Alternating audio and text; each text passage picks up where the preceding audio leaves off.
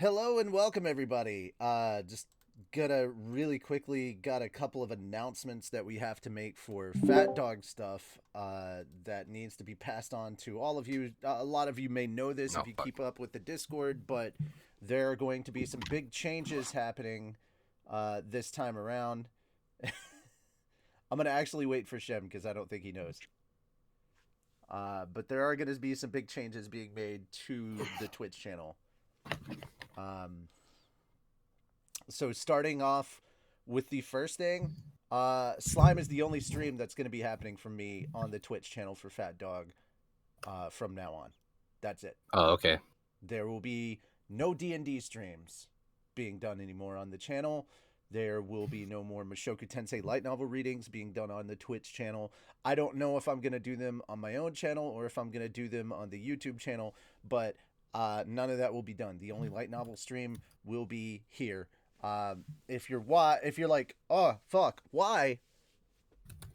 Patrons have spoken. They want more content from some of the other people out there, and Mm. I don't blame them for that. But you see, the thing is, they weren't asking me to stop doing Bless you. content. They were asking the others to do more content.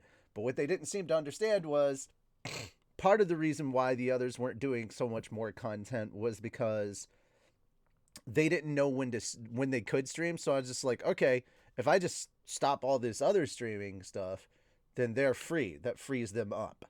So, the Pokemon Arceus Sunday streams, those moved over to my personal channel, which I like Zoinks Gaming. I can comment on it later on this chapter later. That way you guys can see that if you'll want to jump in and check those out when I'm streaming.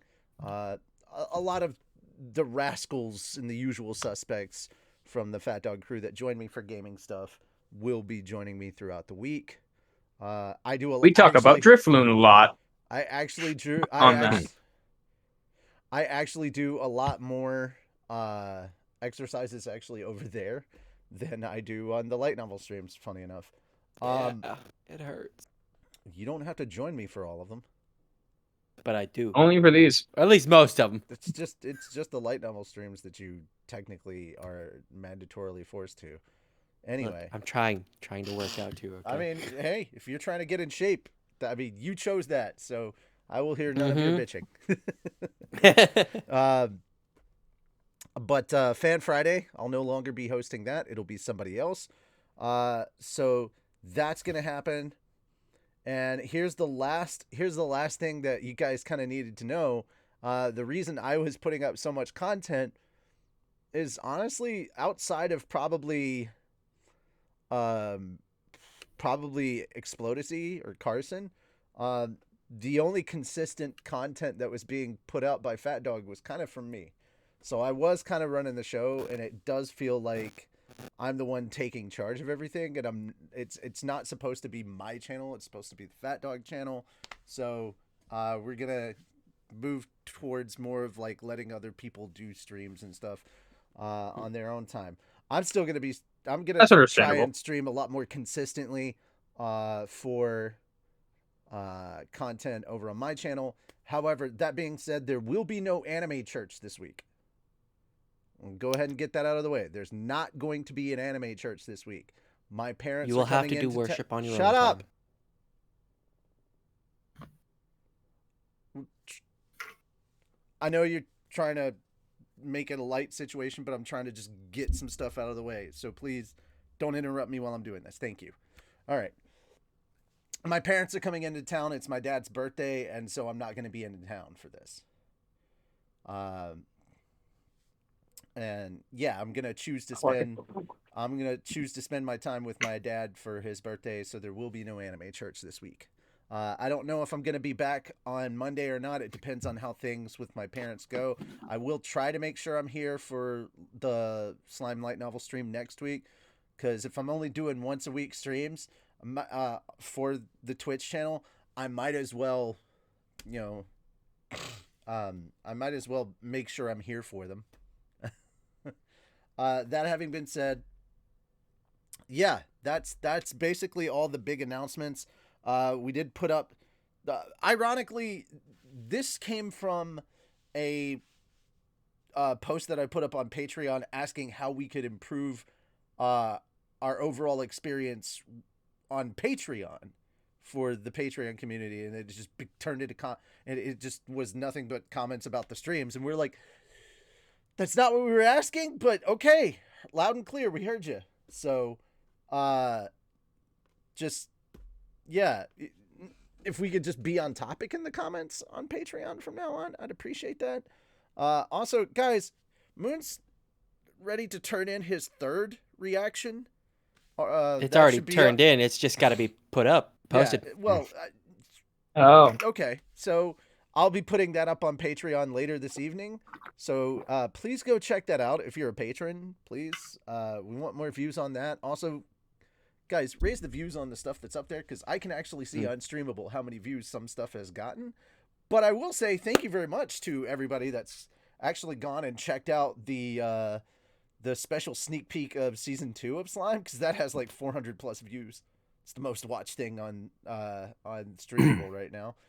So yeah, if you would be so kind as to go and watch the content that we put out for our patrons on Patreon, we'd appreciate it. That having been said, it's slime time, baby. I mean, I think you said that wrong. No preamble.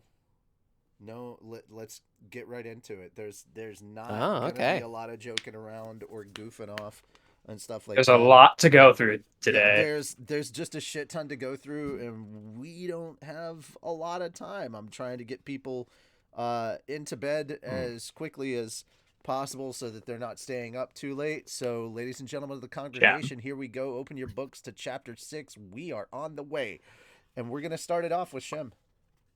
Okay. Yeah. Actually, am I coming through okay? I think so, actually. Yeah, okay, cool. Just making right, sure. So here's the thing. I am going to give us an element of randomness for the stream. Oh? Yeah, I'm going to look up the spinny wheel. I don't know where I'm supposed to go for the spinny wheel. Wait. Yeah, You're going to put the voices on the wheel? Send me to the spinny wheel. No, the voices are not going to be on the wheel. The spinny wheel is going to determine who reads next. I've decided fuck fair and balanced. We're gonna leave it to RNGesus. So RNGesus take the wheel. The very temperamental mistress. RNGesus take the wheel, very much so, yeah. Why is it I hate Discord sometimes. Okay, let me try this again. Yeah, don't click that. That ain't I'm not gonna. It's not gonna do. That's the one. Oh. Okay. Wait, so Shem's gonna start us off, and then where do we transition? Okay, when do we decide when to? How many inputs am I supposed to add to this? As many as you want. But it's showing a lot, and I'm like, at least 4. So you can hit X on all the ones that you don't need, and then where it says input text here, you just start typing shit. Okay. Input hit X on. And then you'll hit the plus sign to just add it, and you just keep going. It automatically segments it. Okay. Okay.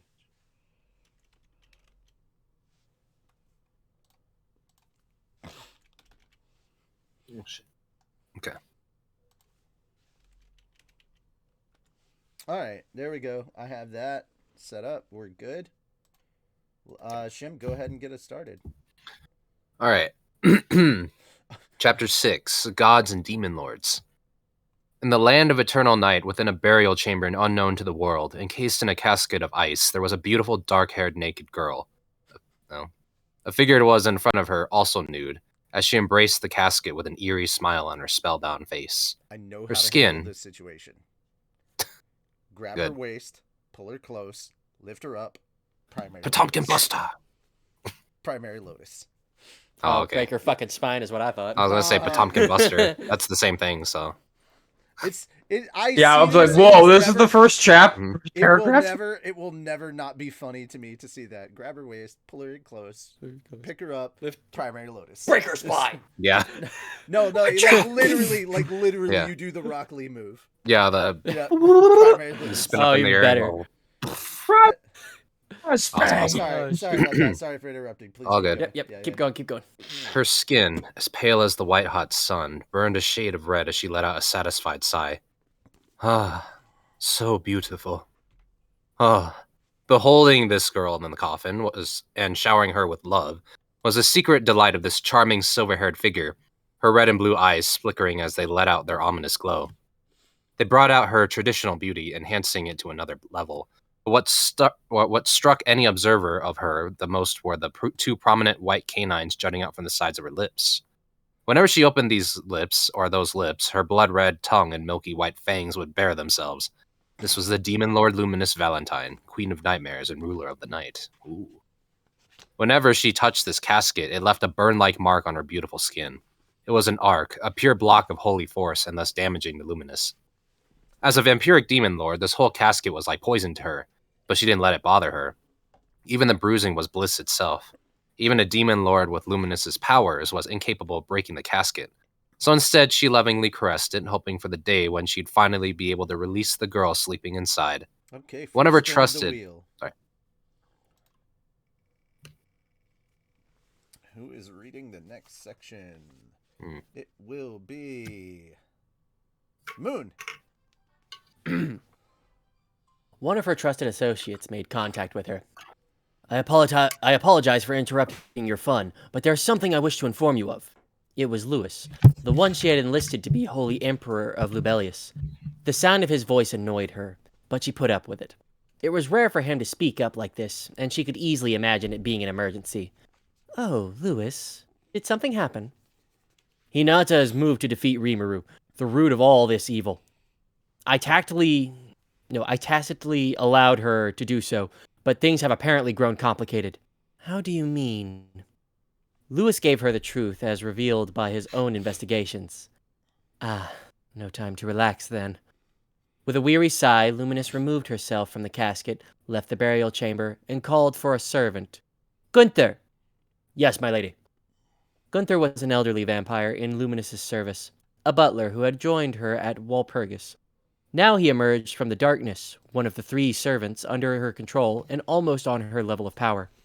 Lewis was her point man on the Emperor's throne, Gunther within the city of Nightgarden, and the late Roy her stand-in demon lord as deterrent against outside propaganda. All 3 were also Luminous's bodyguards. Luminous was currently in a burial chamber situated deep inside Nightgarden, and Gunther was keeping watch over her nearby. With a measured hand, Gunther assisted Luminous with her clothing. The fact that she preferred the ceremony of manually putting on her outfit over some instant magical transformation was a telling indicator of her form over function tastes. Honestly, Gunther griped at Lewis.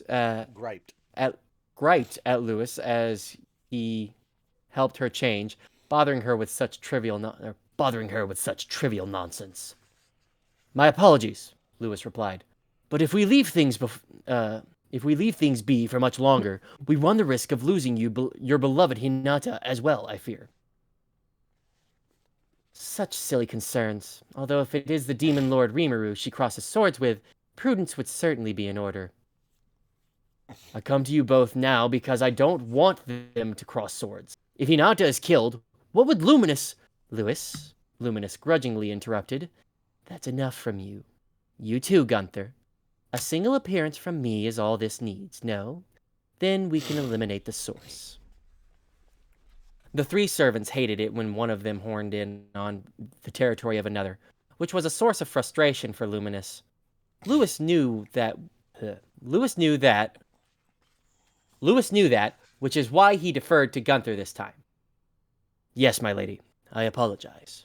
The 2 of them bowed their heads meekly. Luminous gave them a snort. With Roy gone, I'll need to rejuggle your assignments, right? Right now, though, I don't have time for it. Both of you follow me. She began to walk in all her solemn majesty. The 2 magic-born were ready to follow her. Yes, my lady. Allow me, my lady. Then Luminous stopped for a moment, turning back toward the casket her beloved slept within. Wait for me, all right? She then whispered the name of the precious girl inside, before grimly caressing the chamber's door and closing it behind her. Keep going. I think let's do the next sentence, and then, yeah. Yeah, you have the next sentence. Okay, I gotcha. Soundlessly, shut away by Luminous's massive magic barrier, the chamber slipped down into true darkness. Okay, now we stop. Ah, there it is. Also, just for future pronunciation, Lewis is Lewis. If you see it Louis, it's not usually Lewis. It's pronounced Louis. Okay. Yeah. Louis. Okay. Usually it's pronounced that way. I can't remember the anime if they called him Lewis or Louis, but I'm just gonna go with Louis because this spelling is usually coming from the French pronunciation. Wow. Yeah, and they say like King Louis or Yeah. Prince I was Louis just or going whatever. with my gut on it, so. Well, this time your gut was an idiot. Damn it, gut.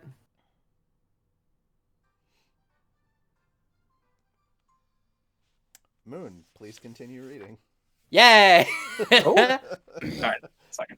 RNG's Damrata. wheel.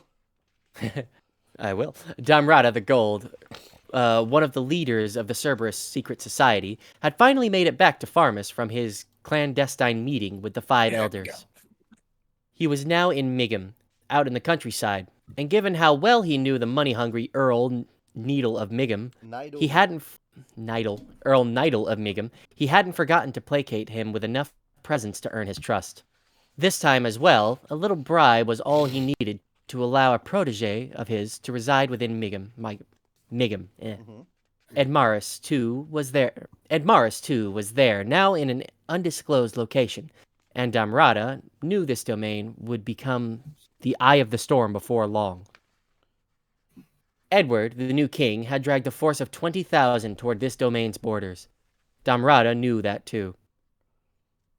His spreading the word that the hero Yom was keeping the old king, Edmaris, safe was enough to convince Edward that the two were conspiring against him.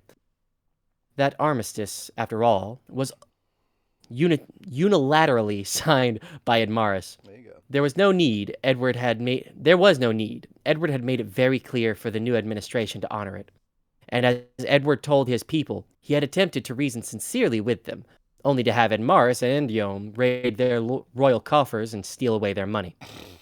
To Farmus's urban dwellers, far removed from the borderlands, a hero incapable of anything except combat wasn't that worthy of their appreciation. Being so safe in their cities, after all, made them underestimate the need for such stout defense. Some even questioned the need to keep people like Yom and his force fed on the public dime. It was funny to see how such a large swath of people failed to realize that safety came at a price. In the midst of this, the announcement that the hero Yom and the old king, Edmaris, had embezzled the reparation funds infuriated Farmus's upper class. More and more of them volunteered their support for Edward. Nobody doubted his moral superiority on this question. And with that support egging him on, Edward had deployed his troops. If current trends continue, it wouldn't be long before Yom and Edmaris were arrested and trumped up charges and executed. Trumped up, okay. They wouldn't be willing to accept that, of course, which meant war was on the horizon, just as Damrata drew it up. Yom had only about 5,000 troops here in Migum, but they had been taking in reinforcements for the past 3 days. So Rimuru hasn't abandoned Yom after all. How terribly naive of him. Now Hinata, the Enlightened, has a better chance of victory than ever before. Perhaps now is the time to move. This, too, was within Damrata's realm of imagination. On a wholly personal level, he would love it if Hinata could be taken out of the picture for good. It was likely that she knew she had been taken advantage of by her lies. So it was best to eliminate her before she got in the way. Damrata doubted she'd ever forgive him for it, and he needed to keep that in mind during his operation in the Western nations. For now, though, he would have to leave Hinata in the hands of the five elders. Any more direct intervention with her would be too dangerous. Oh well, not like this mission will end in failure. The leader of Cerberus ordered him to trigger a war in this region. Nothing else. As far as Damrata was concerned, his job was already done, so it'd be a smarter bet to pull out before Hinata got back. But there was just a bit of unfinished business left.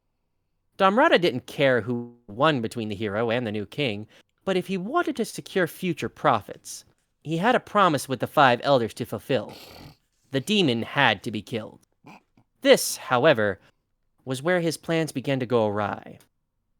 Earl Nidal Meagum had tipped Damrata off on an internal meeting held in his domain, and judging by the report, this demon was aiming for a quick end to the battle as well.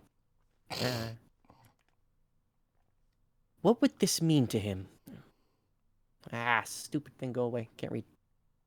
It meant that the new king and the demon wanted... I can see your finger tracing across the thing in your glasses. It's easier to read. It meant that the new king and the demon wanted two completely different things for Farmus. You know, you can just highlight it with your mouse, right? It doesn't work. Really? I have to do this, otherwise I lose track. Wow. Yeah. That's fair. He does it too, if you haven't noticed. Oh, you do? Yeah. You see his art? On his book, yeah. Shum does. Edward had no intention. Yeah, I'm the A only little one bit, with an yeah. actual book. Yeah, Everybody else I is just kind of... digital. Yeah. Mm-hmm. Okay. Edward had no intention of hostilities against Rimuru. The monster forces clearly outclassed his, and there was no way Farmus could beat Tempest alone. But despite that, Rimuru had still sent reinforcements to the hero Yom. That indicated to Damrata that he wasn't afraid of war. Should it come to that, all that talk about a just cause was turned on its side the moment the Demon Lord sided with Admaris. He had changed his mind, it seemed. This gave Damrata some concern.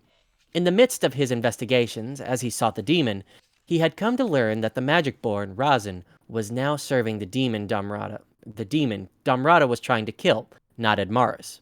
Which meant... was it that demon who defeated Razin, not Rimuru himself? This is no Johnny-come-lately demon given physical form. Good lord. Johnny-come-lately demon given physical form on this world, then. Perhaps an older demon has been revived. What does that mean? Weird-ass I'm sorry sentence. to pause the reading. I don't know what Johnny come lately means. I don't. It's an idiom. That's that weird. Basically means he's not just some random ass.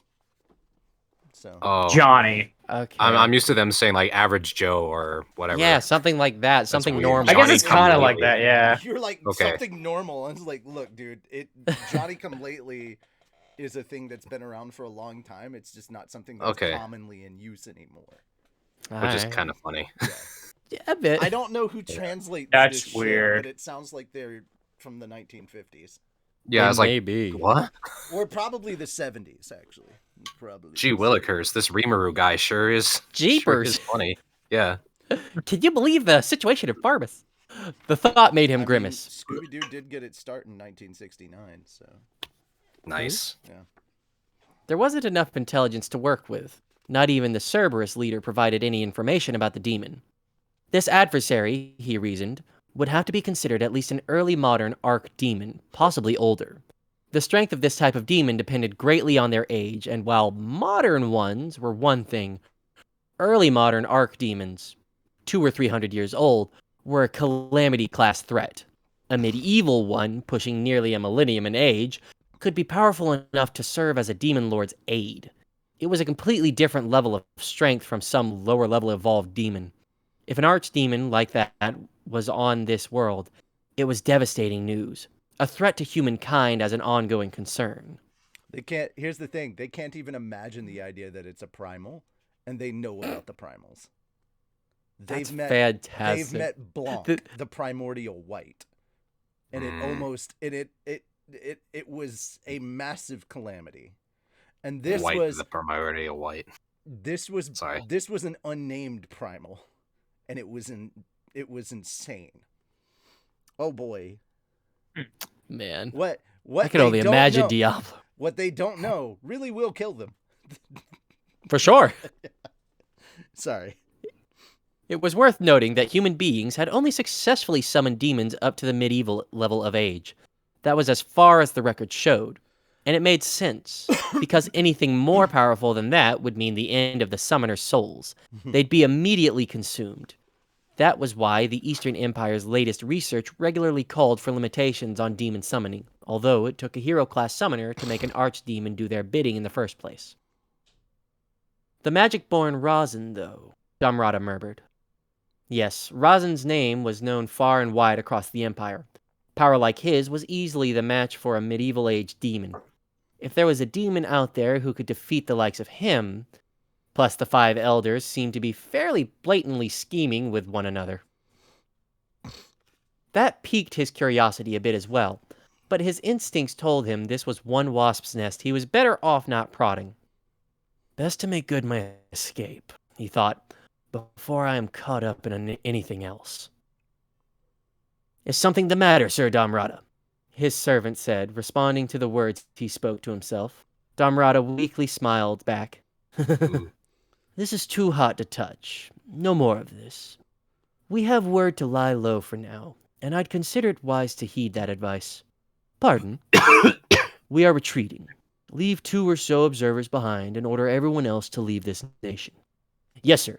What about you, Sir Damrata? I will extend my formal greetings to King Edward, then pay a visit to Tempest. But I thought you were advised to lie low. Oh, I will. For now, I will cease my behind-the-scenes maneuvering in favor of other advances. There's no law against a proper merchant requesting an audience with the demon lord Rimuru, after all, in order to improve his business. He ain't stupid. He's like, yeah, I'm gonna go to Tempest and just be a merchant. Because that's where the money is. Like, because that's where the money is. It's all about the money, money, money. Well, it's not just that either. He has good instincts. He's like, oh, no, fuck this. I'm out. Like, Yeah. That's... He's probably the smartest character here. He's the smartest person in this game so far. Yeah. Shit's about to go down. I'm not taking part. Okay. Yep. Bye. He's calling timber. He's moving out. All right. I see. Very well. And what should we do with the 6 contractors we brought over from our homeland? We'll bring them to the new king. They will be a fine souvenir for him. So it'll all be pushed on King Edward's shoulders then. If you want to put it that rudely, yes. It'd be a favor to Edward, all while I fulfill my promise to the 5 elders. These contractors were an Eastern Empire organization that served roughly the same purpose as the Western nation's Free Guild. They were a group that assigned work to specialist professions, including demon hunters who worked full-time pursuing the demons of the realm. Only the best, most experienced monster fighters would be granted a license for this profession, and Damrata had paid a princely sum to bring 6 of these demon hunters with him. He had hoped to use them as advertising for contractors at large, but now he sensed that things were too dangerous even for them. But do we really need to be on our guard this much? We haven't fully made back our investment yet. We'll see. We'll see. I may be overthinking it, but I like to trust in my instincts. I'm also not enough of a fool to lose my life when I should have been cutting my losses. Ah, yes. My apologies for doubting you. In that case, I will begin preparing for our retreat. Good. And I'll prepare another present for the new king. The servant left the room. Preparations went quickly after that, and before much longer, Damrata had put Megan behind him. He was right to do so, for if he had dawdled any further, he might have had an angered demon trying to kill him. All right, time to spin that wheel. Wheel of morality, turn, turn, turn. Tell us the lesson we should learn. Yay, Animaniacs quotes. Yeah.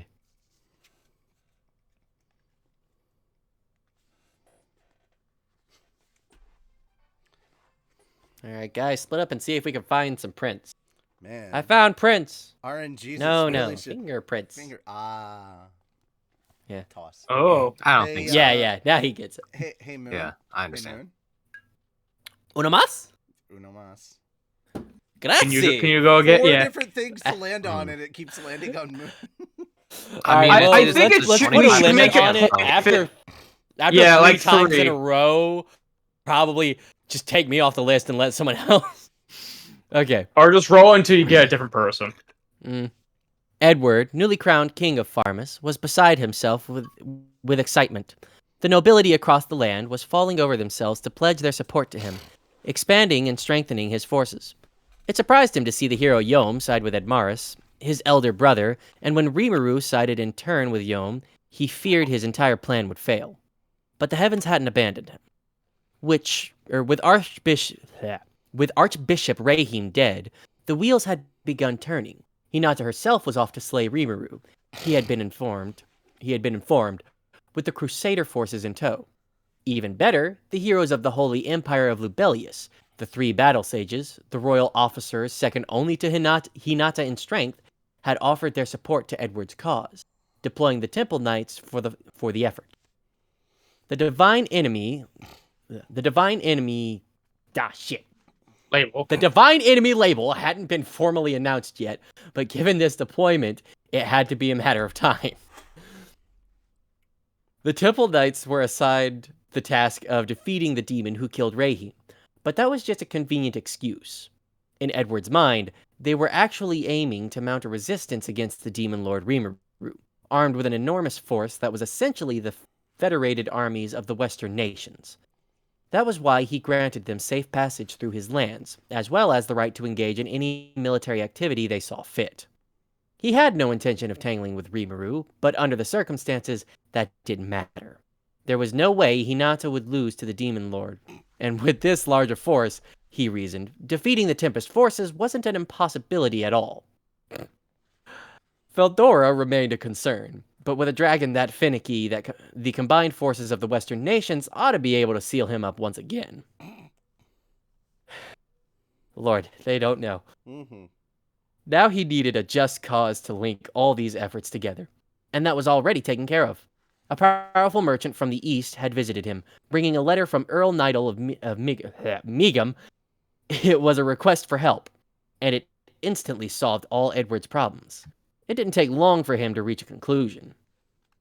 With reinforcements flowing through the border from all sides, it might be best to use Megum's rescue as an excuse to deploy my own. A full-on war wasn't in his plans, but deploying his force outside the city walls should prove enough of a deterrent. There was nobody... Deterrent. Same word, different pronunciation. Semantics. There was nobody around... Semantics. There was nobody around Edward to warn him otherwise, which he would come to regret later, as he sent out the order. In Glinda's eyes, yes, it landed on me. It finally wasn't you. I know! In Glinda's eyes... It's a small one, too. Yeah.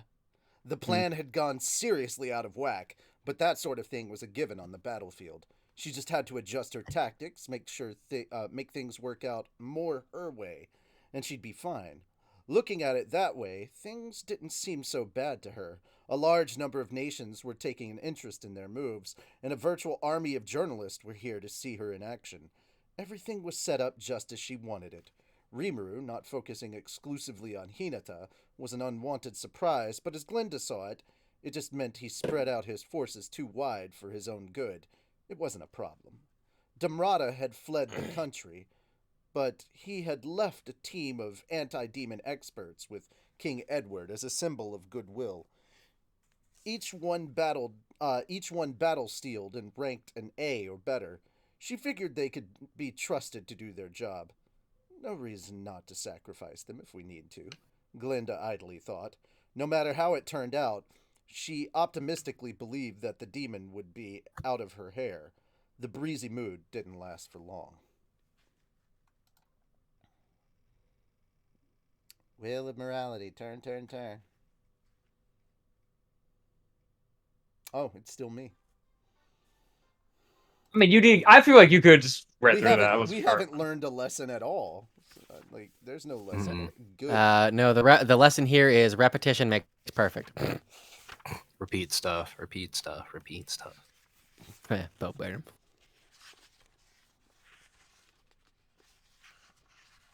Oh, dear Lord. Oh, dear Lord. Uh-oh. Oh, dear Lord.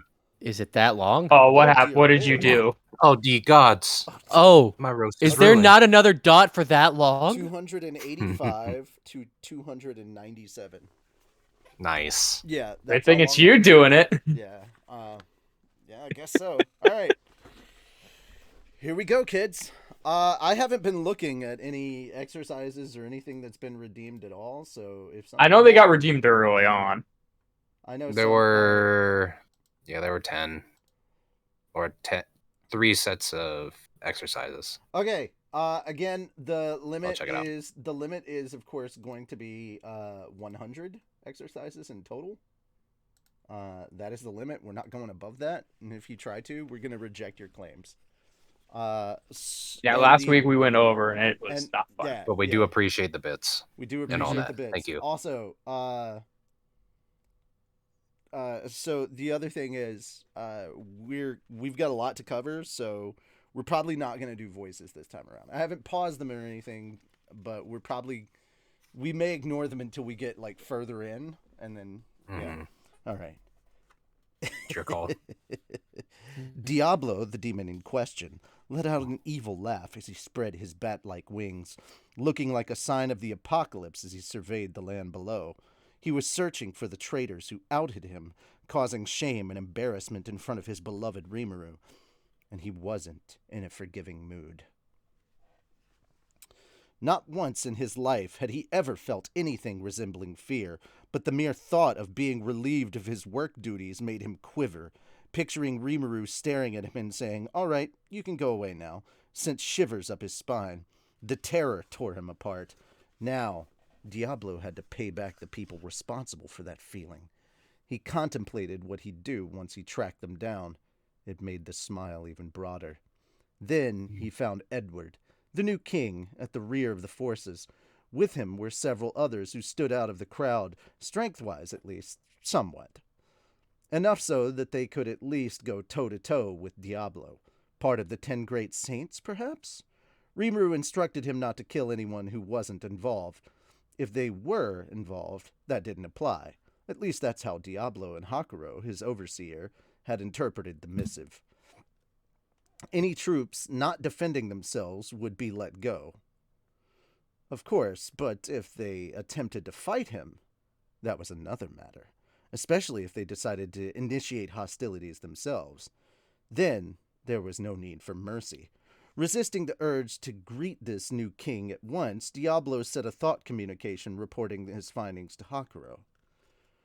"Sir Hakuro, I have found one standout among them headed your way. He should keep Sir Ranga occupied, I imagine." Roger that. Is it better not to kill him?" "Yes. I believe he is related to Lubelius, the origin of those rumors against me. Capturing him alive would make him a useful pawn in our negotiations." "Very well. I shall inform Sir Ranga." I don't even remember who this guy's name is. In the back of my mind, I've always called him the Chew Toy. The Chew Toy. You'll find out why soon. Oh boy. Yep. Ooh. Also, this target is leading approximately 5,000 troops by the Free Guild's ranking. This includes several fighters graded at least an A. Perfect then. Let's point Gobta and Gabiru at them. Yes, a fine idea. I'm sure this is a battle they cannot lose, but no need to worry. I will be watching them, so feel free to do whatever you like. It relieves me to hear that from you. Excuse me, then. Don't overexert yourself." With his report given, there was now no need for restraint. He flew down toward his prey.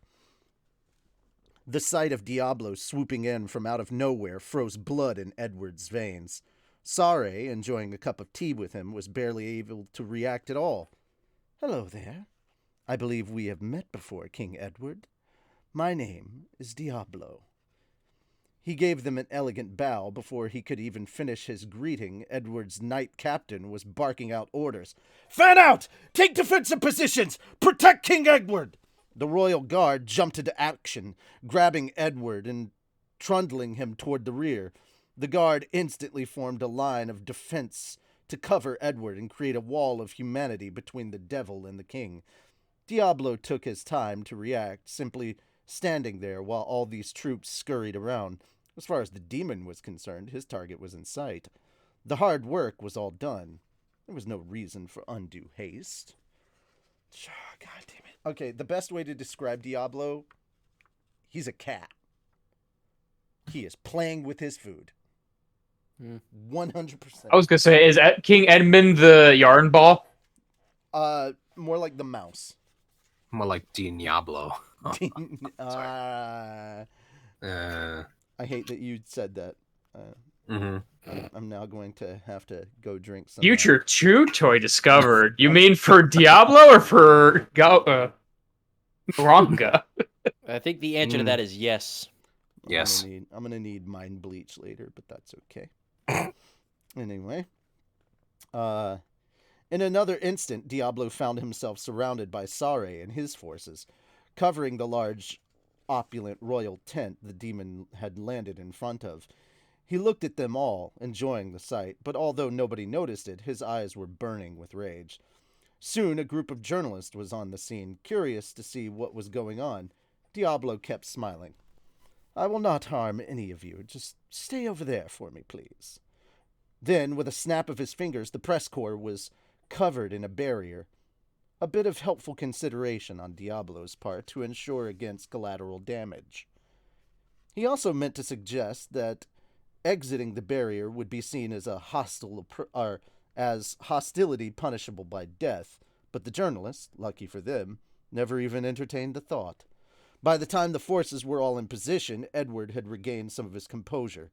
Well, well, the agent of the demon lord Rimuru, then? May I ask what brings you here? The greeting may have lacked much in the way of royal majesty, but it certainly succeeded in sounding pompous. Oh, just a warning for you. A warning? What kind? Send your troops back immediately and hold talks with Sir Yom. Then you will not have to taste the kind of fear you are better off not knowing about. For appearances, at least, he began by recommending talks. That, however, was not what Diablo really sought. If anything, it'd be a pain for Diablo if Edward actually agreed to them. Ha ha ha! What a strange proposal this is. Besides, all of this began when my brother embezzled the reparations money from our accounts. We are simply trying to recover these funds in a gesture of sincerity towards your nation. I see no need for you to meddle in our affairs. I see. So you're stating your intention to adhere to our peace accords? Of course. Although I now see there was no need to. I was almost tricked myself. Meaning? Enough playing dumb. You are conspiring with my brother Edmaris to charge us for double the reparations, are you not? Don't think I haven't seen through your little schemes. Nothing to defend yourself with, is there? Whether he calls himself a demon lord or not, this Rimuru fellow has already demonstrated just how shallow he is to me. He seeks to plunder us by fair means or foul, and he's spreading the seeds of war across this land, is he not? But what a pity, isn't it? You may have killed Archbishop Raham in a bid to keep him quiet, but his words are recorded right here. Edward took Diablo's silence as an invitation to chatter on and on. The crystal ball he took out was held high above his head, ensuring the press could see it. It depicted a very haggard-looking Raham, perhaps after a torture session or two. I had no intention of betraying you, he shouted. Please, please forgive me. One could tell any viewer that this was footage of Raham's final moments in this world, and they'd believe it. And what does this piece of evidence prove? Diablo asked. Edward laughed back, clearly considering it a foolish question. Don't you see? Lady Glinda over there brought this to us. You infiltrated Lubelius and killed Sir Raham, did you not? Perhaps you thought mere threats would cow him into doing your bidding, but his faith outclassed your terror. So you feared him telling the world about your crimes, and it led you to do this! He looked down at Diablo, all but daring him to respond. Diablo's smile remained intact. How impressive. A mere human being able to overcome his fear of me? Wait. That's a rather funny joke. Let me do that again. How impressive. A mere human being able to overcome his fear of me. That's a rather funny joke. Don't dodge the question. You've seen the evidence against you. You cannot merely talk your way out of it. Enough. Silence. Diablo's voice. Enough. Silence. It's actually more terrifying if he's like, stop about it. He's like, enough. Silence. Silence. Yeah, there we go. Diablo's quiet voice cut off the king as he was trying to show his full dignity to the press. For a single moment, his smile disappeared. Replacing it was a hideous, barren, unfathomable terror. This charade is over. I cannot enjoy a battle of wits if you neglect to bring any with you to the contest. God damn. I'd love to have a battle of wits with you, but you appear unarmed, sir. Yeah. That's I have more or literally less a what he million just said. better things to do. The words were enough to freeze Edward where he stood. I had thought about explaining the truth in detail to prove my innocence, but I see that would be a waste of time. Humans are wired, after all, to believe only what they want to believe. But there is an easier way to prove my case. What are you saying? The change in Diablo's attitude intimidated Edward.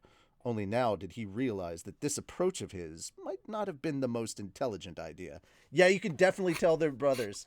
You could definitely see that this is the same. This is the same arrogant fucked up. attitude. This is the same arrogant attitude that caused Ed Morris to try talking shit and negotiating to Rimuru With Rimuru. when his whole fucking 20,000 had basically been slaughtered. Yeah, Yep. this is the same. This is the same arrogance. Yep.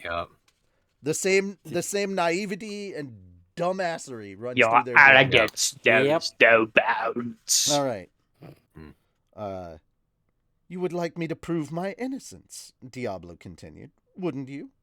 If anybody here is able to overcome their fear of me, I will gladly admit defeat. But let me caution you, I have never been defeated before. If you seek to defy me, then be prepared to face the consequences. His voice was just as calm as always, but within those golden eyes of his, a pair of crimson pupils burned with rage. If this were only for himself, Diablo could have still held himself in check, but Edward had decided to cruelly slander Rimuru as well, and at that moment, Edward's luck ran out. Kill him! The fear-stricken Edward shouted. Engage this demon menace at once! The demon hunters, mixed in with the soldiers guarding the king, were waiting for this order. They all simultaneously leaped out and attacked Diablo. I love the image of Diablo right here. It's like, how He angry. dare you fucking How my dare! Yeah. Like, I'm telling you, if it's not Ranga, Diablo's probably the biggest Rimuruist out of the bunch. Oh, for sure. Oh, yeah. All right. Overcome our fear of you? Too easy. You might think yourself invincible as an archdemon, but we stumble across demons like you in our homeland all the time. No demon can survive for long if you pulverize their physical form. That applies just as much to an archdemon. We've done our homework on how to handle demons like you. Don't count us humans out. The hunters worked in tandem as they shouted at him, going into a lethal formation. They had a laser focus on Diablo. Despite what their bold insults would imply, Diablo, after all, had a name, and a named archdemon was a level above the norm threat-wise. What? No response, then? All bark and no bite, eh? Swinging special compound alloy chains imbued with the holy element, they pinned Diablo down, binding his arms and legs. Their very first move had succeeded, and it made them let up on their caution just a bit. The Eastern Empire, for better or for worse, had more experience with marauding demons than the Western nations. This was supposedly because of a demon stronghold in the East that held sway over a gigantic amount of power. But either way, it also meant that demon hunters really were well-trained fighters in the art of demons. Dividing them into categories and coming up with strategies for each type, the leader of the demon hunters had pegged Diablo as a medieval age demon, but considering his name status, it seemed sounder to treat him as an ancient one instead. Alright, so the guy in charge kind of has a head on his shoulders. He's not quite there, but to be fair, someone of Diablo's caliber is kind of unimaginable. Like, it's unthinkable that, number one, he could be summoned, and number two, there'd be someone dumb enough to name him. So, Well, Our Rimuru Tempest. Yeah, never underestimate the stupidity of Rimuru. Oh, for sure. Anyway. Mr. Perfect Rimuru, to you. A member of the demon nobility gifted with massive power, intelligence, and perhaps even a vast army of kin, the threat could not be underestimated. But the leader still believed in their chances of victory. He had experienced several archdemon fights himself, and he never doubted the decision-making skills he learned from those battles. Are you ready, then? That was why Diablo's question seemed so befuddling to him. Remember, they've chained this dude up with some of the best chains made out of the best metal with a massive holy attribute on them. Got his arms and his legs tied down. He's pinned up. Diablo don't give a fuck. He's like, are your preparations done? Are you ready? Can I make my move now? He's just chilling. What is it my turn yet? Yeah, exactly. Yeah. It's kind of that, yeah. I mean, if you have made your preparations, I would appreciate a starting signal. The leader failed to understand what the serene demon meant. Huh? He hid his concern, trying to sound as defiant as possible. Are you saying you won't get in our way no matter what we do? Why would I? With all the effort you are clearly putting in, I don't want to interfere, you see. This will just make the fear that much more vivid. Don't toy with us, you demon!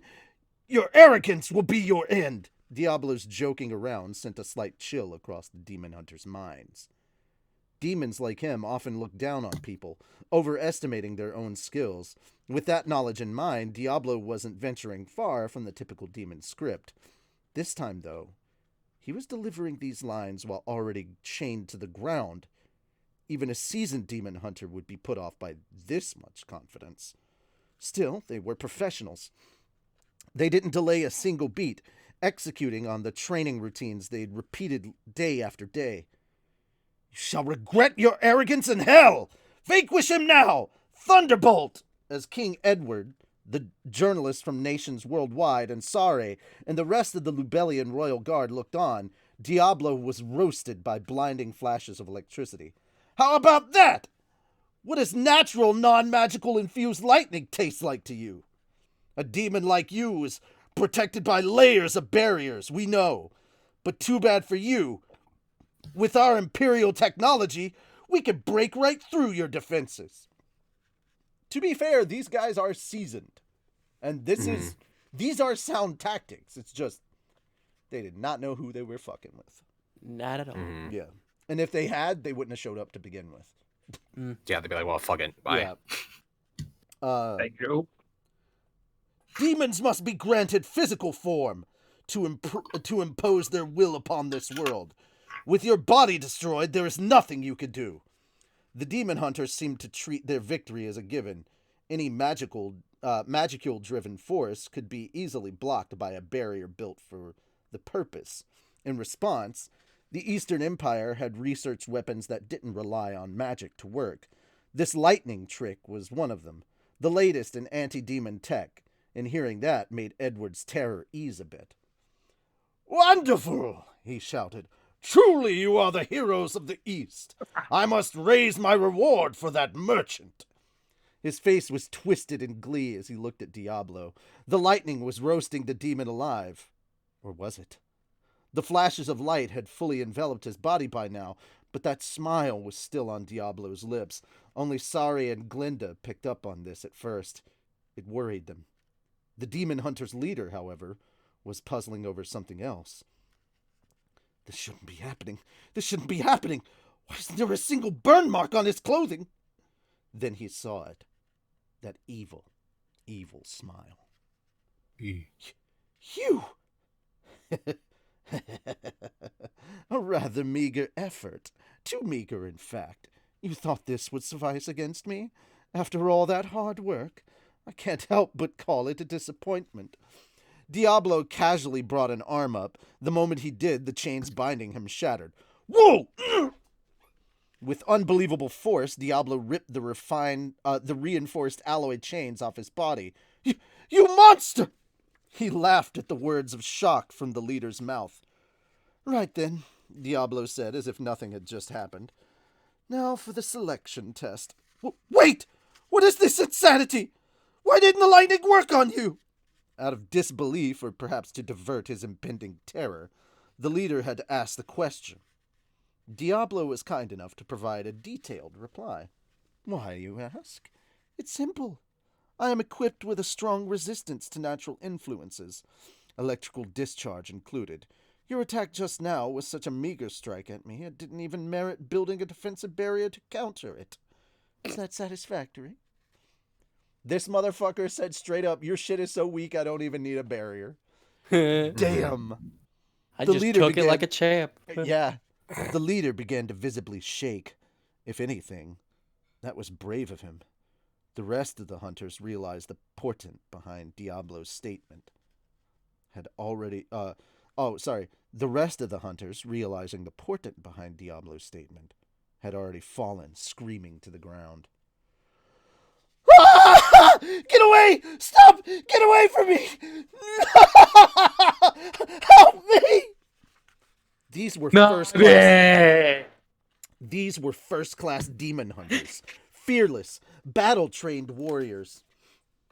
And they weren't alone. Except for the protected journalists, everyone witnessing this scene felt their spines freeze solid. Edward fainted right where he stood, foaming at the mouth, and so did his royal guard.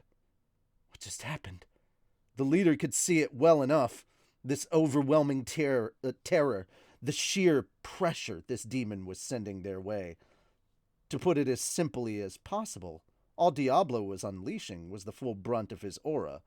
But that aura was daunting enough itself to kill. Oh, so only 3 of you passed the test. Well, I suppose you do deserve some praise for withstanding my lord's ambition. Literally all he did was release his lord's ambition, and fucking all but 3 of them crumbled. It's hockey. Damn. Nice. Like... What if So had hockey, basically? Yeah, kind of. Conqueror's hockey, yeah. Kind of like that. Yeah. Or you could just say, Diablo's just a fucking pimp.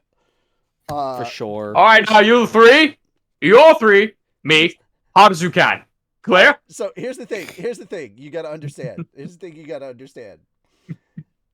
They are overwhelmed by this. It's ridiculous. And this is just his butler. They're like, Rimuru is still stronger than this guy. They're like, surely Hinata will take out Rimuru. Nobody thinks that anymore after this display. Jesus. All right. You hereby have my permission to engage me. So, yeah, very much kind of you, me, hard as you can. Yeah. So it's Crystal. Crystal. All right, anyway. Hearing this, even as he felt the terror closing around his throat, the leader turned around. There, just as Diablo promised, were the 2 others left standing. Sare and Glenda, the young man and the wild beauty. The sight of them seemingly unfazed helped the leader rally his exhausted mind. It's all right. It's still all right. The battle sages didn't let us down. Truly, the heroes of the West. My hunters may be done for, but... with these 2 on hand, victory could yet be ours. Encouraged, the leader turned back toward Diablo. Yes, you are every bit your demon lord's servant. You're just as good at bluffing as he is, no doubt, is he? No doubt is. Bluffing, you say?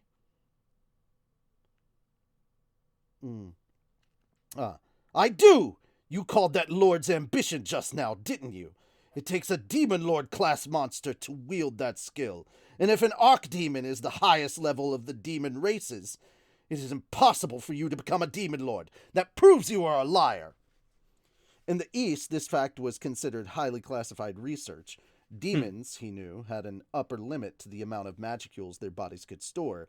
This was a set number across all of them. Even though they could differ in other forms of strength, older demons would have more experience in battle, allowing them to form better strategies or conserving their magic and squeezing everything they could from it. This was also one reason not to fear demons as much as people often did. For if you knew your enemy's magic limit, you could work with that, no matter how they tried to spin it. Knowledge is power, and having the right knowledge can keep an obvious bluff from clouding your mind. I see. That is both correct and incorrect. It is true that demons like myself are limited in our magical count. However, it is possible to evolve to the next level, assuming the right conditions are met. Huh? I think the red would be an example famous enough for you to be aware of. The red? What are you... And then, a certain demon flashed across the leader's mind. One so famous his entire existence was the exception that proved the rule. It would be simple enough to obtain the title of Demon Lord, you see. All it takes is for one of us to build our strength up to the maximum level, then live for at least 2,000 years. One hardly needs to even work for it. Diablo made it sound easy, but in reality, it was fiendishly difficult. As a spiritual life forms, demons naturally enjoyed combat. Even if they were never summoned to the physical realm, battle was a constant part of life in the spiritual one. Losing a fight over there would dock magicules off your upper limit, which meant that some demons actually devolved over time. Reaching one's maximum, then maintaining it for 2 millennia, basically meant evolving into an archdemon and building an unbeaten record that entire time. Not even a single loss. The demon hunter's leader wasn't aware of that per se, but even he had a hunch that Diablo was heavily downplaying the stakes involved. But the offhand reference to the red was what attracted his attention. Diablo was speaking of that absolute ruler, the famous demon, as if they were casual buddies. It couldn't be. Out of all things, it couldn't be that. Warning bells are going off, buddy. Demon society worked in a strictly hierarchical relationship. According to a theory first advanced by Lord Ghidorah, the great sorcerer from the Eastern Empire, this hierarchy was punishingly strict in nature. Applied equally both to the primal demons and the higher level members of each demon type. A lower level one, referring to a higher level one without some term of respect, was as unthinkable as the end of the world. But perhaps... Oh, sorry. I just fucking lost my page. That was wonderful. Okay, cool. Oh, lovely. Yeah, but perhaps... Okay, there we go. I'm actually close to where I needed to stop, though, so that's good. But perhaps... Oh, there it is. But perhaps the white would be more famous in the East where you grew up. I observed her using Lord's ambition over there just the other day. The remark cleared the haze from the leader's mind. He recalled the events of several years ago, just before Blanc, the fearsome original white, took form in this world. They called the event the Bloody Shore, and if it had turned out the wrong way, it would have marked the birth of a second Guy Crimson. Disrupting the balance of demon lords and dooming the planet to chaos, the Empire used its clout to bury the events of that day, ensuring the public didn't know about them. The leader turned pale. Now he knew. The demon that casually called them red and white had to be at least as powerful as the one that caused the Bloody Shore. That just can't be possible. There's just no way for us to win. It's ridiculous. How could any of this happen? The leader screamed internally, and then, all too easily, something snapped. Demon hunters were professionals, not thrill seekers. They didn't risk their necks over a job unless the money was right. If it involved protecting their own family, that was one thing, but nobody wanted to die in a faraway foreign country like this, and now that the leader understood how desperately outclassed he was, he abandoned all resistance as futile. Please save me! He let go of all shame and honor, pleading with Diablo. At least spare my life! Help me! Please! Diablo rewarded the display with a gentle smile. Oh, what's wrong? You passed the test for me. Why don't we have some fun? Don't you want to find out whether I'm bluffing or not? You should see it for yourself. The leader was desperate. There was no more doubting Diablo. He realized fully now that this was a supreme danger to himself and the rest of the world. Bluffing? Don't be ridiculous. Please forgive me. I only came here for the money. I swear I will never defy you again. I'll never do anything to interfere with you. If you order me to slit the king's throat while he is still unconscious, I'll do it for you right now. Please, anything for my life. Well, shit just got serious. Yeah, that's like, Oh, you said it, buddy. I didn't. Here's the thing. Here's the thing. He's saying this in front of the world's press. Oops. Who is currently protected behind Diablo's barrier. There be witnesses. Mm-hmm. This motherfucker was so scared shitless that he straight up said, hey, if you tell me to slit the king's throat while he's unconscious right now, I'll fucking do it. Like, god damn. Mm-hmm. The pleading was taking on a pathetic tone. It turned out to be worth it. In that case, you may leave. Go into the barrier with the journalists are in, and take all the people strewn around here as well. The leader immediately obeyed. Without hesitation, he shook his fellow hunters awake, ordering them to fetch the fallen knights for him. The king he personally hefted over his shoulder before fleeing into the barrier. None of the journalists chided him for it. They were too busy watching over this bizarre turn of events, holding their breath in anticipation. All right, I can spin the fucking wheel finally. Woo! So the journalists were like, "No, we don't blame you for this." Yeah, I mean, not me. Can you imagine the guy's like, "Ho, what a loser." Respin. It's not me. I am not reading anymore. Okay. Yep. It landed on You know what? After that, that's fair. Respin.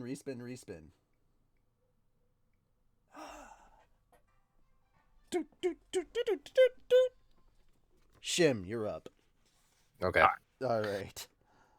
The area in front of the tent was much cleaner now, as Sare flashed a defiant smile at Diablo. Impressive. I find it hard to believe you're merely a calamity-level archdemon. Oh, you weren't fleeing me. Fleeing? Such an amusing remark. My name is Sare. I directly serve the Holy Emperor Lubelius as part of his Imperial Guard, a member of both the 3 battle sages and the 10 great saints who stand in opposition to this demon lord of yours. But who are you? As I stated earlier, I am called Diablo. That is my name, as granted to me by the great and powerful Lord Rimuru. And you still aren't going to reveal yourself?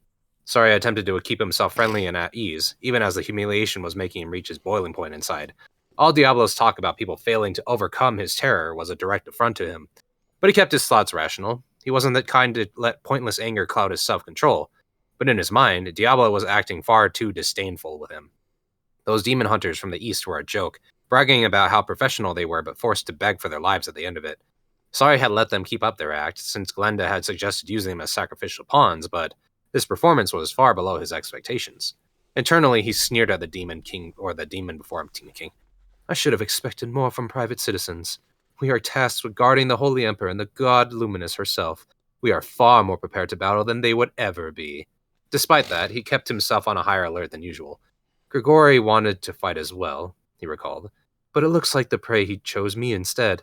In which case, time to make him regret his arrogance. Diablo was an unknown name, not mentioned in any of the ancient texts he was familiar with. It meant that this was no great demon. Nothing to pose a threat to him. Red, white, all that pretension. What's there to be afraid of? If this was a still unnamed primal demon, all bets are off, but he could tell his foe was no regular archdemon. Like this, okay, he gonna die. He's gonna die. For being someone who's so high up, he's incredibly misinformed.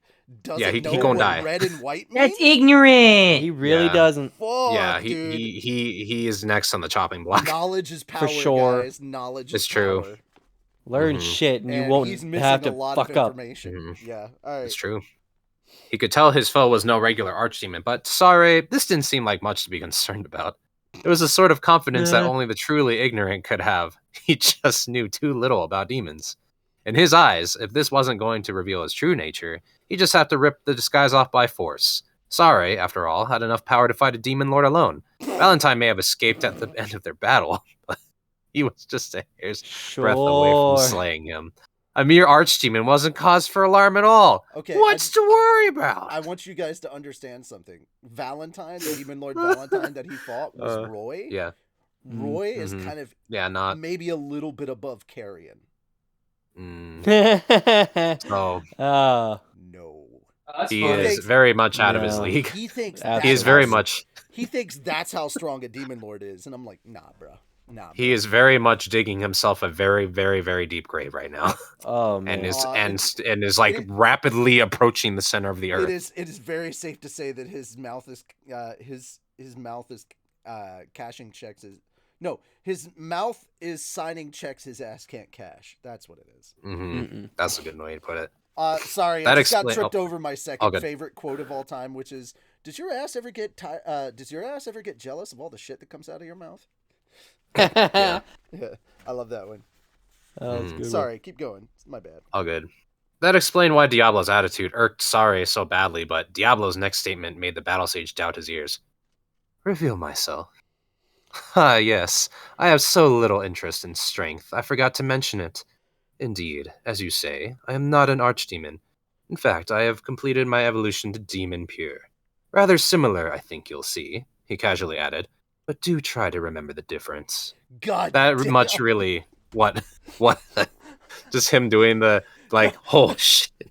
No, this is so funny because he's revealed. This is what I love about this series is like major fucking world-shaking developments and information are just being passed out so casually. Like whatever. Here you go. This is why I love Diablo. He doesn't he doesn't demand your respect. He doesn't command your respect. He's just like, let's see who's actually capable of it, and just and he's just calmly like he will not go to war against you for like he doesn't give a shit if you sass him, but the moment you step out of line and say an unkind word about Rimuru, your life is forfeit. You pressed the Rimuru button. You shouldn't have done that. You shouldn't have did that. You shouldn't have did that. All right. Anyway, sorry. I keep interrupting. It's okay. My bad. That much really didn't matter to Diablo, not as much as his name did. It was a trivial matter to him, but a massive crisis to Sari. He couldn't believe it. He didn't want to believe it. What did the demon before him just say? A demon pure? That was purely the stuff of legend, unofficially classified as a disaster-level threat, and its force far exceeded anything else in the demon family. Not even a higher-level spirit could hope to catch a whiff of that kind of power. It would take multiple elemental lord-class creatures to deal with it. Only a few very old tomes had examples of one interfering with this world, but it proved they didn't exist. Or it proved that they did exist, excuse me. Yeah. Just look at the strongest demon lord that ever walked the earth. Oh. Now it made sense to Sari. A demon who had lived for millennia and become a demon lord class presence, like Diablo mentioned, could evolve into a demon pure via some kind of trigger. Of course, that evolution would boost his force to such dizzying levels. The Red's magical count had ballooned to several times that of a regular archdemon, and he had all those extra years of experience too. Truly, there was no limit to his strength. The demon hunter's leader, warily eyeing these events, had fallen unconscious the moment he heard the words demon pure. He was overcome, not with fear, but with relief. Yeah. Like, he just realized the fire he stepped out of. Yeah, it's just, Jesus. Yeah. If he had actually fought that demon. Yeah, he probably peed himself. I would have peed myself about how much we're kind of interrupting, but we're not interrupting for like 30 minutes and shit. We're just kind of going through it. And it works because we're giving our commentary on the situation. So it's like a lot. Yeah, it's a lot to digest, but like at the same time, geez, dude. And I think we're about halfway through what we had to go through anyway, so we're chewing through it. Yeah, we got at least another hour. Yeah. Well, if he had actually, if he had actually, I'm looking where we are. Okay, so we're on 299 out of 330 for the rest of this. Yeah, we're almost there. Yeah, we're moving. Yeah, we're schmoovin'. All right. Yeah. Go ahead. If he had actually fought that demon, that was too much to even consider. And the joy he felt avoiding that fate literally knocked him unconscious. Yeah, he like felt holy so much relief. shit. He just fell out. How does that work? It was, oh my god. Dude, thank God. Imagine the amount of stress and fear and anxiety and all that tension that was building up in him, right? All of that, and then to find out, oh, thank God. And then all that tension releases. It's like cutting the wires on. It's like cutting the strings on a puppet. Like once that tension is there and all that adrenaline, and it just instantly stops. Like that happens. I think the closest thing The closest thing I could think of is like being in front of like a bear or a tiger, and it leaps at your face, and the moment before it touches your face, it disappears. That would be the amount of fucking like, oh thank God, that's like Or just take a nap right there, or that it jumped, or that it leapt over you to attack the thing the scary thing that was behind you. Yeah, but it looked like it was looking at you in the eye. Yeah, exactly. So it's like, All right. Anyway, continuing on. Anyway, yep. And the scariest, nobody could blame the guy. Even Sari was taken by an all-encompassing desire to run away. And the scariest part, some fool out there was insane enough to give such a rare archdemon a name. Yeah. What the name? Let me just go back to that. Rimuru just sneezes. Yeah. I love just this sentence. I want to reread this sentence just because of this. Like, and the scariest part, some fool out there was insane enough to give such a rare archdemon a name? Are you fucking kidding me? It's like, yeah, dude. Good. Somebody out there, dumbass. somebody out there is stupid enough to do this. You are right. What kind of idiot would name a primal Rimuru somewhere? Achoo!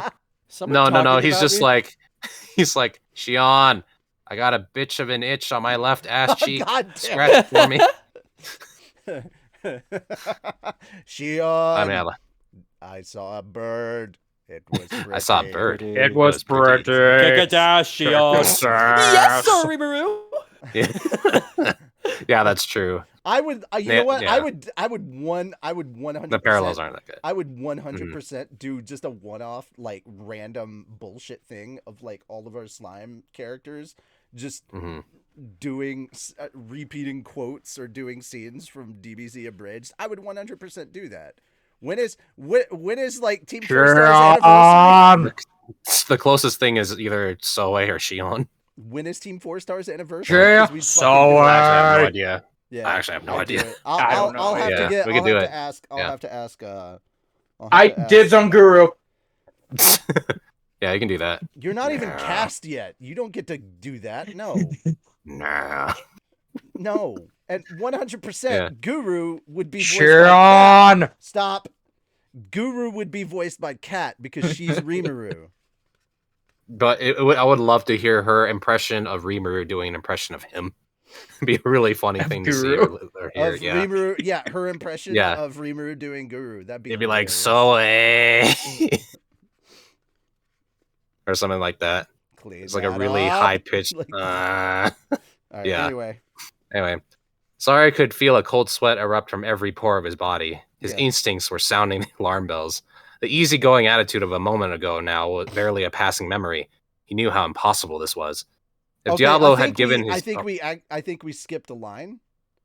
Sorry. I didn't remember hearing you read the thought. What in the name of Luminous could Rimuru have possibly been thinking? Oh, yeah. What in the name of Luminous could Rimuru have possibly been thinking? It's like, what in the name of Luminous could Rimuru possibly have been thinking? Are you fucking stupid? He wasn't. Yeah, exactly. What in oblivion is that?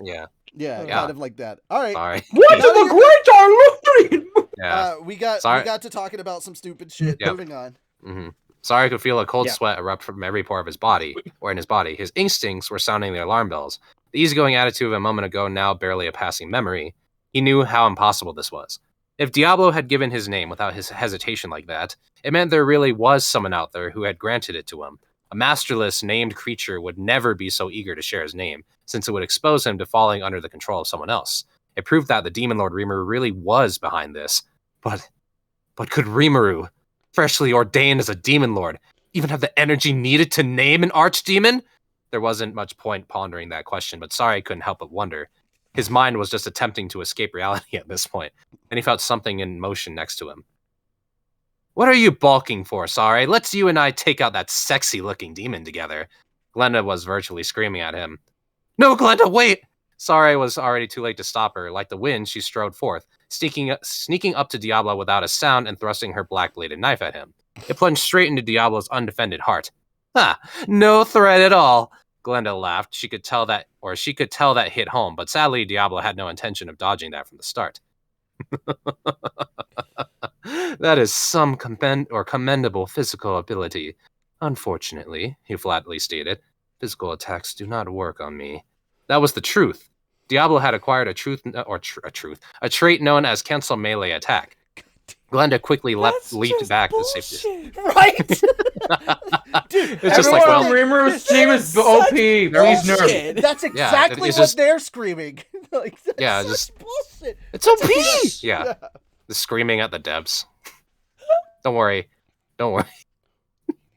They don't plan on looking at the patch notes anytime soon. It's okay. It's like, they don't plan on making any patch notes anytime soon. So. Yeah, we get to that part. In, with Diablo in season 2, and it's like, so what are you? Oh, I'm a primal demon. You're a prime? Yes.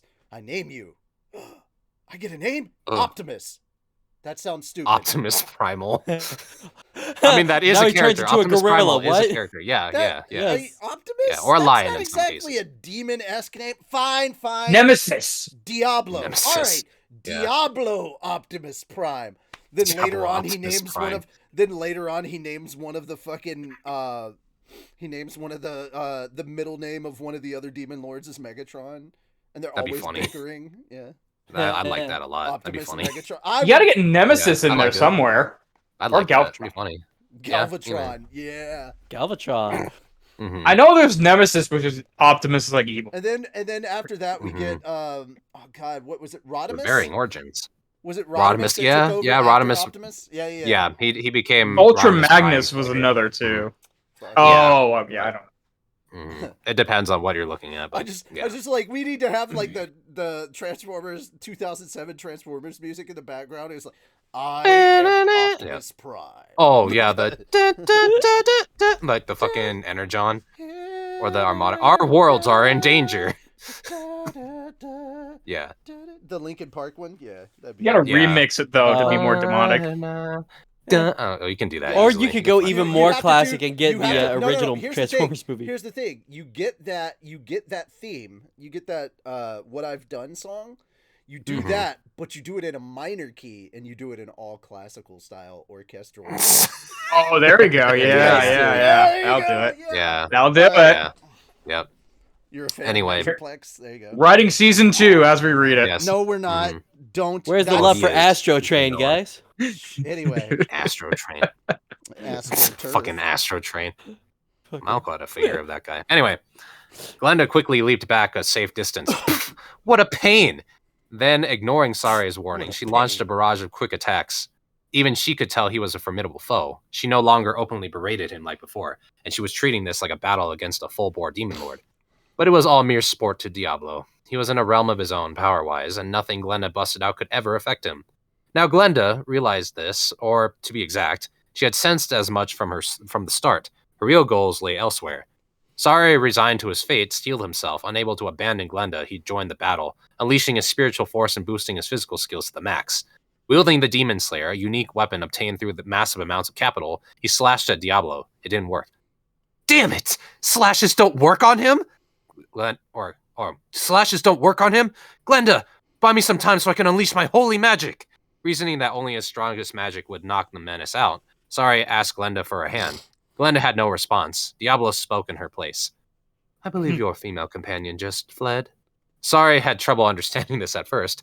Turning around, disbelieving his own ears, he couldn't find Glenda there. Diablo was right. She had fled the scene long ago. Damn her! He screamed at the top of his lungs. It didn't accomplish much. Glenda decided unilaterally. Yeah. Fucking Glenda! Glenda decided unilaterally to start this battle, and then she left Sari to deal with the fallout. Man, it enraged him. No, I just imagine, real quick, I just imagine, like, all right, Glenda, you gotta buy me some time. I need, like, 5 minutes. And he's like, Glenda? There's just a note And there. there's It's like, bing, bing, Dear bing. Saria, fuck this, I'm out. Fuck this shit up, I'm out. It does the dotted line, the bing. I don't know what that last part's supposed to mean, but I thought it was funny. The dramatic pauses, you bitch. Yes. All right. But yeah, it's definitely. Oh. Glinda's such a Karen. Yeah, for real. It enraged him, but Diablo was right there, sporting his evil grin. It was time for Sari to worry about his hide and not hers. I can do this. I have to do this. I need to keep this going until Grigori returns. Sorry, what? No, you do not. No, I was commenting on what he was saying. Like, No, Yeah. no, you do not. You do not have to do Yeah, any of this. No. You Yeah, could just stop. go. Yeah. With his hopes now You could pinned just on say his error was other mentioned. stalwart. Yeah. With his hopes now pinned on his other stalwart companion, Sari aroused his spirit. Grigori had gone to the city to lure the demon over to him. Their target was right there, and thus he should be back shortly. Believing in this, Sari plunged himself into this desperate battle, a fleeting wish that never had any hope of coming true. And then there's a dot. Yeah, I know. Okay, now we're spinning the wheel. Spin to win. Are we gonna have a second coming of Shim, or will it The finally second land coming on? of Shem. Oh, Yeah. boop boop ba doop ba doop boop boop ba doop ba doop moon. There we go. All right. Ugh. It's just not being kind to you today, Sonic. Yeah, I guess. Why? Kinda Yeah. RNGesus. Well, I mean, it's good. All I didn't get the right, 5-star from the gotcha. Now I'm gonna get to read this. To be fair, Gotcha to be hates fair, me. To be fair, he's RNG only does got not like me. 1, 2, 3, 4 paragraphs before I have to roll again, so it's pretty short. Yeah. Okay, I was gonna say like, why am I even here? Just to suffer. To enjoy our company. Oh, well, that too. Why are we still here? Why am I still here? Just to get to have fun. Mm-hmm. As Sare faced these insurmountable odds, Grigori of the 3 battle sages was in a desperate situation of his own. There, as he ran across the battlefield, he was greeted by a calamity from the skies. It was the mercenary force Yom had brought on, seemingly fighting to protect the city gate. They were doing what seemed to be a fine job fending off Pharmus' vanguard force. This wasn't the prey Grigori was supposed to be targeting. He had no interest in Pharmus' internal strife. It had nothing to do with him. He was only after the demon who killed Archbishop Rahim, and his intelligence stated that he'd be found working undercover in this town. Yeah, this King is the Ed- other thing. This is the other thing that's happening. So we just had all that shit go down with Diablo, and they're like, "Oh yeah." Meanwhile, over at Yom's sector, here's what all the rest of Rimuru's forces are up to. So that's kind of where we are at this point. And yet, here's one thing: we still haven't figured out why that one lady knight likes Soe so much. Still, I'm not figured that out. No, It's Still because has of his not been addressed. biological Have selection. you seen Shim? it's gotta be it.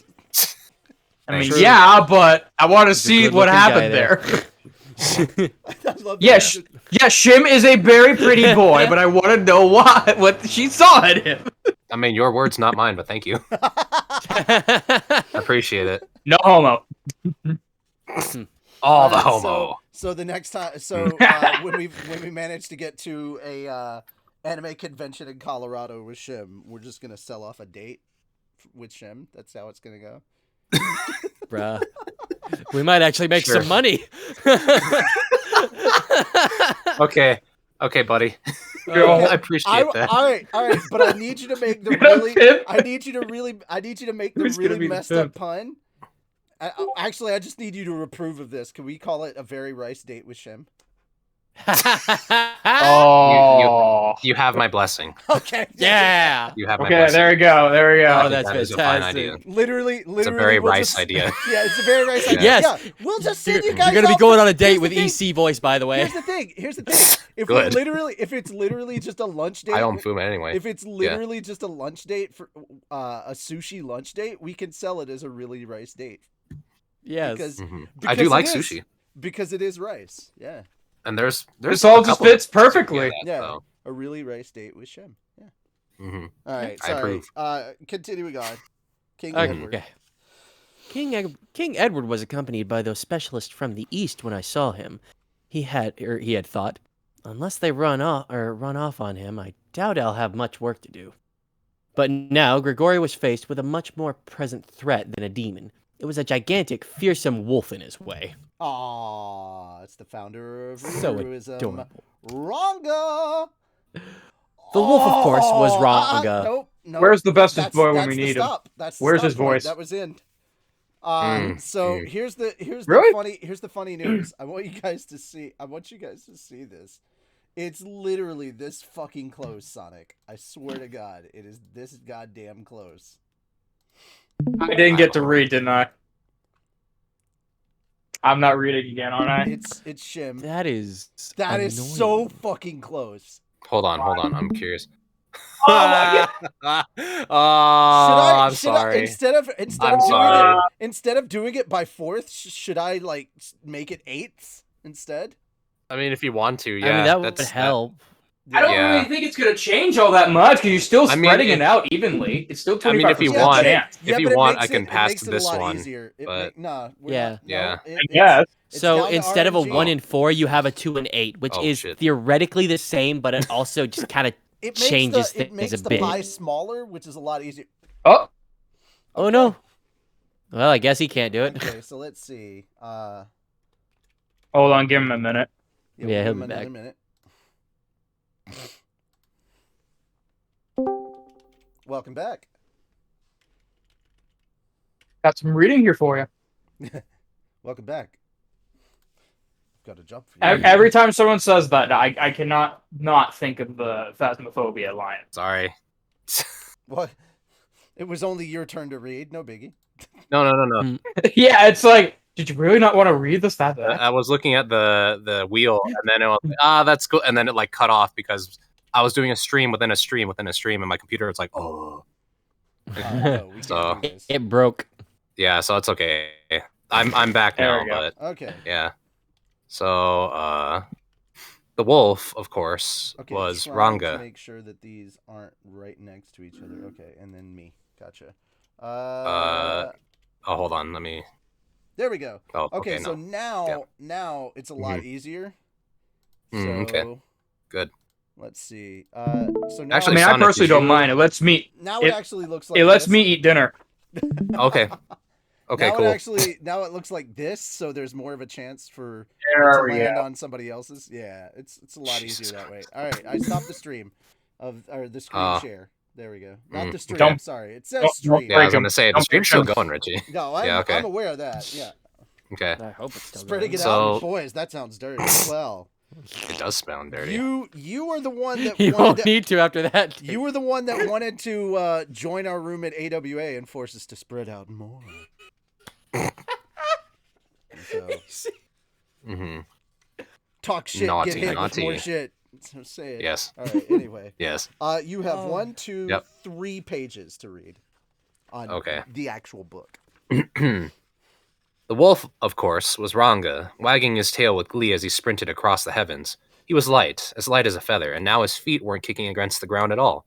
This was skywalk, a technique only a few or a small handful of magical beasts could hope to learn, and he acquired it all too naturally. To Ranga, however, this was a trivial detail. The waves of power released from his body were bringing him pure joy as he whirled around. Oh, I like this. Feeling himself fill up with magical energy, his legs, covered in jet black fur, were crackling with gold-colored lightning, his aura releasing electricity into the air. Whether Ranga meant to or not, it was being controlled by the shining gold horns on his head, radiating a force like a crown, even as the lightning-infused fur shone black like a robe of darkness. He was the king of wolves, and now he had every bit of the majesty that title entailed. Now he approached the speed of sound in the air as he instantly sighted the group Diablo tipped him off about. Another moment, and he was back on solid ground, right in front of Grigori. Accompanying Grigori was a small handful of Lubelius Imperial Guard. The other 5,000 with them were the second wave of Farmus Knights sent by Edward as reinforcements. One of the Farmus generals, an inexperienced member of the nobility, nervously approached. Sir Grigori, your orders? Hell if I know, he thought. All of Farmus's top-notch knights were long gone, erased from the world during the previous attempt to invade Tempest. What remained were the also-rans, the fighters whose skills and brain power weren't enough to join in last time. Hold on, hydrate real quick. Oh yeah, hydrate. Jesus Christ. We have None of them water. could think for themselves. Yep. None of them could think for themselves. Sorry, what? Hold on, we got to What's up? pause for hydration. Oh, yeah, that's right. Yeah, because some. I think we did. No, some of us weren't ready, Mm-hmm. Oh, he didn't have a bottle. Sorry. and I didn't have water in my cup, so there we Mm-hmm. go. So, Fill my cup. See. Sorry. while we're waiting, funny thing, the entire Critical Role community was in an uproar this weekend, and I was wondering what. Oh, the fuck yeah. happened. I heard about something like that. I don't know why, but Oh, I found out why. did In the somebody? in the most recent episode, they went up against an Echo Knight, Is- and Is that like a notoriously hard enemy in D&D? It's not exactly an easy one. It's a fighter Okay. that can kind of teleport with shadows of itself. They can Oh, swap fuck. places. Okay. Yeah, Mhm. and they get really good initiative, so they got the first round of initiative. In the Mhm. first round, they took out the barbarian. Oh. Oh. Oh. In one round of attacks, they took out the barbarian. Oh. Oh. And Shadow Knights are not to be fucked with. Okay, That's so D&D, they managed, baby, though. So they that managed sucks, to get though. they managed to get the barbarian back up and had the whole team good. And then like you got to understand, I watched a lot of the clips of this, and the enemy that they faced kind of walked up on them like Diablo. So he just kind of Just nothing personnel, casual, kid. Just casual, kind of like pulls out two big ass swords, is walking up to them and said, "Let's have a conversation." And then just Jesus Christ. They kept making like aggressive moves, and not only did they get their ass kicked, two characters lost all 3 death saves. Because they'd go unconscious and then get attacked. Also, this character had 3 legendary resistances and 3 legendary actions. So, yeah, 2 characters are down. One of them is a clearic. That is titanically bad luck. Oh, yeah. Holy so shit. 2 characters are down. I'm sorry. One of them is up at only like 1 HP. The barbarian that I was talking about is limping away from the fight as fast as possible. That fucking sucks. Their AC is so high, I think it's an 18 to hit. Fuck. Yeah, the enemy is 18 to hit. There is damage happening. So what happens is the enemy keeps goading this mage played by Laura over and over to give in to their primal whatever, and then bam. Oof. Bam, she rolls a nat 1, gives in, and some shit happens. Like she unleashes her primal rage. The enemy gets happy, goes, "Yes!" And then like all the buildings start coming apart in a torrent around them, like the bricks and everything come apart. The dust in the air freezes, everything kind of turns red. The surrounding area becomes very red hewn, and then the next thing is everything goes white as she lets out her final scream, and that's where the end of the episode. Holy Damn. shit. Right.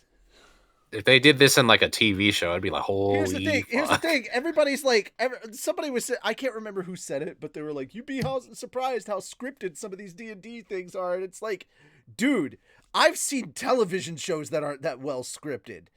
And you can't sit here as a DM, you can't sit here and tell me how well scripted that show is when literally 50% of it is dependent on dice roll. And when you the have other 50 characters- is ad-libbing and and improv. No, the other 40% is ad-libbing and improv from your players. Okay. And then 10% scripted. Now it's really good. Yeah, they do have scripts that they follow, but it's not 100%. That's one thing everyone always gets confused. It's guidelines. It's more like a map, script. yeah. Yeah, don't call it a script. It's an outline. Yeah. Yeah. Like a general map. Don't call it a comeback. I've been here for years. Anyway. None of them could think for themselves. They fully relied on Grigori, this wonder child from exotic lands, without even the slightest sense of shame. "General Gaston, you tackle the forces lagging behind us. You saw them advancing from the ground and sky, right?" No the same thing. one please like Gaston. It's like Gaston. Begs and pleads like Gaston. It's like No Gaston, one gets then down, turns down tail on in. their knees like Gaston. That was As good. a coward no and one in noble. town half is weakly. Oh my god. It's just the opposite energy from Gaston. It's just, instead of like, they're holding him up on a pedestal, they're just curb stomping him, kicking him in the ground. Sneeze and he's gone. Yeah. Good. I like your improv Disney. That's nice. Dude, It's good. dude, you missed it. All right, so I actually wrote lyrics to this. It was in 2020 when. All right, Unseen. in my defense, it was in April when everything began in 2020, and it went. No one cleans like Gaston, quarantines like Gaston. No one stops spreading COVID-19 like Gaston. That's good. Oh yeah, yeah. Clean. I saw Those are clean rhymes. I saw that. Okay, that was what I saw typed up, or in a picture, and then I added lyrics to. I added more lyrics to that. Like I did a whole fucking. Oh, Look at what no. EC put in. Oh God, what did he put in? No one fucks like Gaston. No one cucks like Gaston. That's true. You think she's your wife? She's No, your she's wife. mine. She's she's mine. mine, I'm I'm Gaston. God Yeah. damn it! All right. Anyway, Good. sorry. Go. Sorry, I was Continuing on. It's so. It's okay. You said Gaston, and I couldn't get it out of my head, bruh. I couldn't think about it either. And also, I was That's pretending the to be name. Whitebeard for a sec, so it's okay. Don't worry about it. The One Piece is The real. One Piece is real. Sorry. You have no And then he idea. goes, You have I no idea how crazy One Piece has gotten lately. mean, yeah, I've been reading like No. I know I what's going on really- right now, but I need to watch it. The new but- chapter, fucking no, Mhm. you guys. Oh, the anime. Wait, you think the anime's the impressive thing? Bitch, they No. finished. They just finished. Wano. The animation's really. They just picking finished up. Wano and then dropped what else has been happening outside of Wano this Mhm. entire time. We're finding a shit Oh, ton out about Reverie. okay. We're finding a shit ton out about Reverie and the aftermath of that. What the fuck happened with Sabo? What the fuck happened with Vivi? What the fuck happened with Cobra? What happened to the other 7 warlords? Why? Mhm. Why is it that now we can kind of understand Luffy getting classified because of what's going down in Wano, but how the fuck And what he did did. Buggy the Clown become one of the 4 emperors? That's true. And now he's got a whole gig and everything. It's so funny to think at the beginning of One Piece we're literally watching a fight between 2 This man emperors become a with the warlord. sea. No, not a Dude. warlord. One of the 4 Oda- emperors. Yonko. In the make. Oh, right. Sorry. Yeah. Yonko. Oda has like the fucking galaxy level brain to be thinking. Warlords are about it. leagues above the Yonko are leagues above warlords. The 7 warlords of the sea. Mhm. But Yeah, yeah, Yonko is the emperor. I'm warlords. so happy that I called it too when you first told like, guess who's the next emperor? I'm like, Buggy, and like, Yeah, yep, it's the dumbest thing possible. I will- Yeah, it's Buggy. yeah. I will say this about One Piece, Buggy like with is what very is the One literally Piece actually task is. failed successfully. Yeah. Yeah, he's Hercule basically. But one he thing is I'm really definitely hoping Hercule. for, and I know this is everyone's gonna think this is stupid for me to say, I want the actual One Piece. I want it to be a One Piece swimsuit, Here's and that's thing, the One guys. Piece Here's everyone's the been thing, going guys. on about. Here's the thing, guys. You can literally describe Overlord that way. Overlord is literally task failed successfully the isekai. What's the name Yeah. of my Twitch Yeah. channel? Oh, yeah, that'd be a good thing to Gaming. drop Sorry, too. my lord. Yeah. Sorry, my Yeah, lord. I think it. Yeah, at this point, yeah. I'm sorry. I went into the Shim voice. Sorry. my lord. Shichibukai? Is that what you're Shichibukai. talking about? Spider? No, Yeah. Shichibukai. The Shichibukai. Shichibukai is the 7 warlords. Yeah, never mind. That's not that. That's like Jinbei and Yeah. Noah Hancock and all them. Yeah. Yeah. Yeah. So Yonko is different. Yonko would be Whitebeard, Shanks. Mhm. Black. No, not The 4 Blackbeard. emperors. Shanks. Yeah. Yeah, Big Yonko Mom is and Kaido. Big Mom and Blackbeard. Yeah. Blackbeard. Well, no, Blackbeard now, but like it was Blackbeard Kaido, now, but Big Mom, Whitebeard. It was and- Whitebeard before. and Shanks, I believe. Yeah. And then 2 of them fell, and then 2 rose, and well, 3 of them fell, and then No, And then- Blackbeard and then- fell, and and then or no, no, Whitebeard fell. no. Oh wait, you're Yeah. talking about back then. That's why I was saying 3 of I know- them. I know are what you're gone talking now, and then 3 more rose up. So anyway, Um. So yes, there's that. All right. Let's Yeah. continue the book. Yeah. Sorry. We'll be off topic We got forever really if we don't sidetracked. get Yes. back into it now. All That's right. true. Sorry. Grigori The observation and made Gaston. Yes. The observation made Gaston come to his senses. Very well. What about you, Sir Grigory? Me? Isn't it obvious? I gotta take that guy on. Python, Garcia, you two join Gaston and keep him guarded is what Grigori wanted to say, but he was interrupted by a dark gale force wind rushing by. What? At a speed that only Grigori could react to. Ranga. Grigori? Grigori. Or is it Grigori, okay. Grigori could react to. Ranga charged right into the forces Gaston led. Damn it! Grigori shouted. That stupid dog! He made me look bad. Anyway, he thrust his halberd forward with all his might. Okay. Ranga easily leapt out of harm's way and then began exercising free rein to wreck the whole troop. Stop. You gotta reread. He thrust his halberd forward with all his might because Sonic okay. talked over you and you could not be heard. Oh, that's okay. He thrust his halberd forward with all his might. Ranga easily leaped out of harm's way, then began exercising free rein to wreck the whole troop. Right. Leaping up and down, he kept Stop attacking and talking over attacking. him. Stop talking. Piling up. Sorry. All right. Piling up the casualties. Sorry. You good? Yeah. I was telling Sonic to stop talking over you. Oh. But in order to do okay. that, I thought you talked. I remember that. I was like, I was just. Yeah, and then I was thinking like that sentence you wanted me to. I was like, is that the real? Look here. I will Him to spin the reread it. wheel. I will no longer spin the wheel in your favor if you keep this. Neither Python nor Garcia nor all of their many companions could avoid the feast of violence, sending them all crashing to the ground. And before long, those fangs were being bared at Grigori himself. Gupta and Gabiru were chasing Ranga as fast as they could. Come on, Ranga, you're too fast. Indeed. Hold on. I fear. Sorry.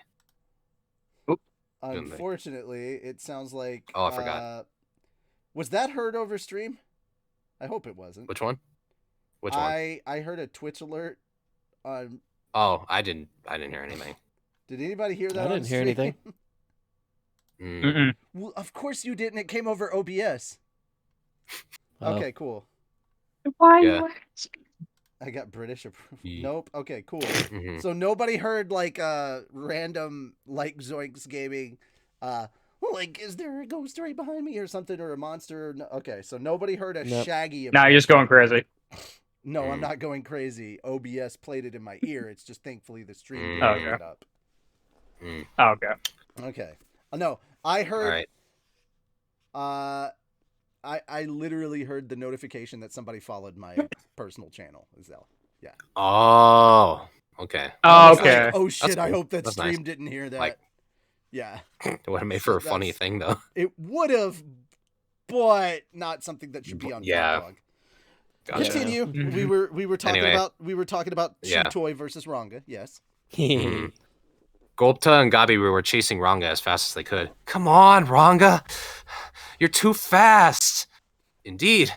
I fear there will be no assignments left for us at the end of this. My brother, interjected Sokka. Please, enough whining. Continue the chase. They were all bickering at one another, just like usual, but everyone knew they were good friends. Only the three of them thought they were hiding it. Right! Bellowed Gupta. Here we go! Got it! Gupta triggered shadow motion, accompanied by 100 of his goblin riders. Gabiru flew ahead, 100 members of Team Hiryu joining him. Sokka, meanwhile, returned to Hakuro to give the field commander her report. As the first person on the battlefield, Gupta was greeted by the sight of heaps of soldiers lying in what felt like a single spot.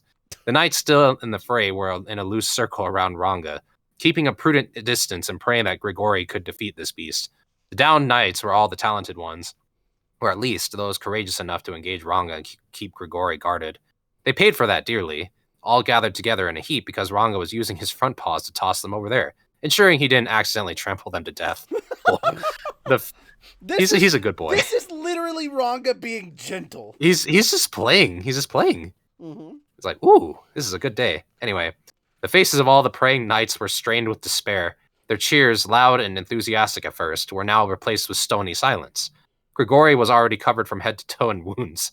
Victory, at this point, would be a dream wrapped within a dream. Even with Impervious, the steel-like protection covering Grigori, in Ranga's eyes, he was just a slightly tougher chew toy than usual. Exact words. Good. He's like, oh boy. The fact that Bone! You're gonna last slightly longer. harder one. Yeah. Oh man. Yeah. The fact that he couldn't be knocked out. Oh, sorry, go ahead. Finally a toy he can't break. Oh, God. Well, That'll last. yeah. The fact that he couldn't be knocked out simply meant he had to endure the pain that much longer. Jesus. Whoa! The sight half-panicked Gupta. That's a bad wolf, Ranga. He's gonna die if you do any more of that. Yes. Gabiru agreed. We must heal him at once. The order made Ranga freeze in place. Noticing the sorry sight around him, he hunched over, tail pointed straight down, shrinking down in size. Right. Oh. Oh. Right. But doesn't this human wish to play for a little while longer? Grigory was unconscious. I had to get Calvin's, like, enthusiastic dog. No, you were on point with that. Yeah. I just love how he's like, but doesn't he want to play? It's like, motherfucker, Yeah, like, literally. like for them, they're You pan over, he's just dead. 100% Taranga, you are a toy.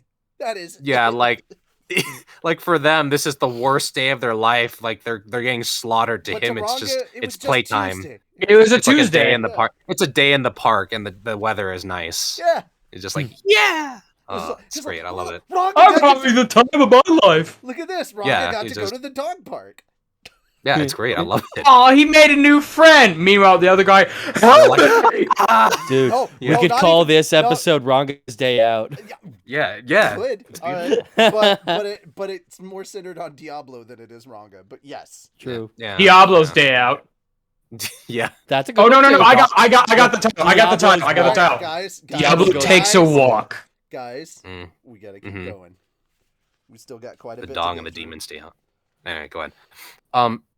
Grigori was unconscious, a broken halberd still in his hand, as Ranga ruefully prodded him with a paw. See, It was he's just already too unconscious. Yeah. It was just too pitiful a sight for Gupta and Gabiru to stand, just imagining themselves in his place. No, I don't think so, Ranga. No, indeed. Best stop this for now, or else Sir Rimuru will never let you hear the end of it. The mention of Rimuru's name forced Ranga to give. Looking at the two of them with his sad eyes, he finally gave up. Oh no. He'll be angry at me. Oh. The freed Grigori's face was caked with drool. His limbs going off in assorted, slightly off-kilter directions. Just slightly, mind you, but still at no angle the human body was designed for. He was pretty seriously banged up, in other words, and it was a wonder he continued to draw breath. But Grigori survived it all, and with the healing potion Gulpta provided, he made a full recovery before the sun set on the day. His body may not have paid the price for the experience, but his self-esteem certainly did. In later years, he came to be known in his homeland as the Canophobe Crusader for reasons he refused to divulge to the general public. He literally gained a fear of fucking dogs. That's and he got beautiful. a title for it. Yeah. Woo! That's All right. amazing. Wheel of Morality. For the turn, remaining- turn. Yeah, he just. That was beautiful. That's wonderful. I love how you'd be like, oh, I don't want to be mad at me. All right, Shim. Yeah, you you just- have two more. You have two more paragraphs according to the wheel. Oh, sorry. No, For the wheel remaining just spun. forces. You're good. Oh, okay, gotcha. Yeah. For the remaining forces, because I think I forgot to read this. Oh, well. For the remaining No. forces, Gabiru promised not to. Oh, okay. On my Gabiru promising on my me. book, you had 3 asterisks right before this, so. Okay. Because it was going to be So somebody it's like else's time 2 is passing. paragraphs. All right, Gotcha. Go for it. Anyway, for the remaining forces, Gabiru promised not to pursue them further if they retreated, an offer that General Gaston immediately accepted. Word was quickly sent to the battered and bruised forces still attacking the town gate. It ended the siege of Migam before it really began, and as he left the scene, Gaston could be heard shouting, "Beat them? How could we possibly beat them?" A quote that became far more famous worldwide than he probably intended. Nobody loses to Leaves fight like Gaston. Turns No and one- leaves like Gaston. Listen to me, for I am Gaston. No one Yep. drops down and cries on his knees like Gaston. All right, anyway. Gaston. I'm rolled- especially good at evacuating. There you go. All right. There we go. Perfect. So here we go. The wheel was spun, and now it's my turn again. I have 2.5 pages, basically. Come on, Grigori, come on, get over here. Sorry, couldn't have wished that any harder for himself, but he was in luck. Grigori was coming, draped over Ranga's back. In fact, Sara's wish was about to come true in just a few more moments. Grigori probably wasn't going to provide the services he was looking for, but for Sare right now, ignorance was bliss. Besides, he reasoned, this Diablo was just too ridiculous a demon to deal with. Here he was, one of the most powerful human beings on the planet, and not even he could fully plumb the depths of this guy's force. There was no doubting Diablo now. He really was more powerful than the Demon Lord Valentine. Why would he bother going out of his way to kill Archbishop Rahim? A few well-planted threats from Diablo, and he could literally get anyone to worship the ground he walked on. So why did I even have to deal with this? Sari was still expending every effort possible to fend off Diablo's barrage, but he knew the end was near. His endurance and his mental acuity were about to be exhausted. Come on, put in some more effort. Show me an interesting skill or two. And the demon was gleefully enjoying the sight, too. Sari just wanted to cry. From the bottom of his heart, he wanted to go home. Oh, that's kind of sad. Yeah. He had been praised as a genius. He was long-lived thanks to his elven blood, and his dauntless effort helped him sharpen his fighting style to a fine point. His reward for this was the unique skill All-Rounder, which let him fully understand and acquire an opponent's art after seeing it only once. It worked on the same principle as Hinata's Usurper, just geared specifically towards arts instead of skills, I guess. It went without saying that actually using these arts required superior physical ability. Sari knew that well, and thanks to that, he had mastered a wide variety of skills, including complex magic/art combinations that were among the trickiest moves out there to perform. Adding magical effects like that to his own aura unlocked access to some incredibly powerful sword slashes. Thus, he preferred to use Spirit Slash, a basic battle will move, and also the ultimate way to enhance one's physical ability. To this, he would add whatever element his current foe was weakest against, letting him unleash a strike that could rip through almost any enemy. That was a source of pride to Sari, and none of that worked here. Before he could even deploy the magic, Diablo analyzed its structure and disassembled it. It robbed Sari of his ability to bend the laws of nature, and without that, there would be no miracles today.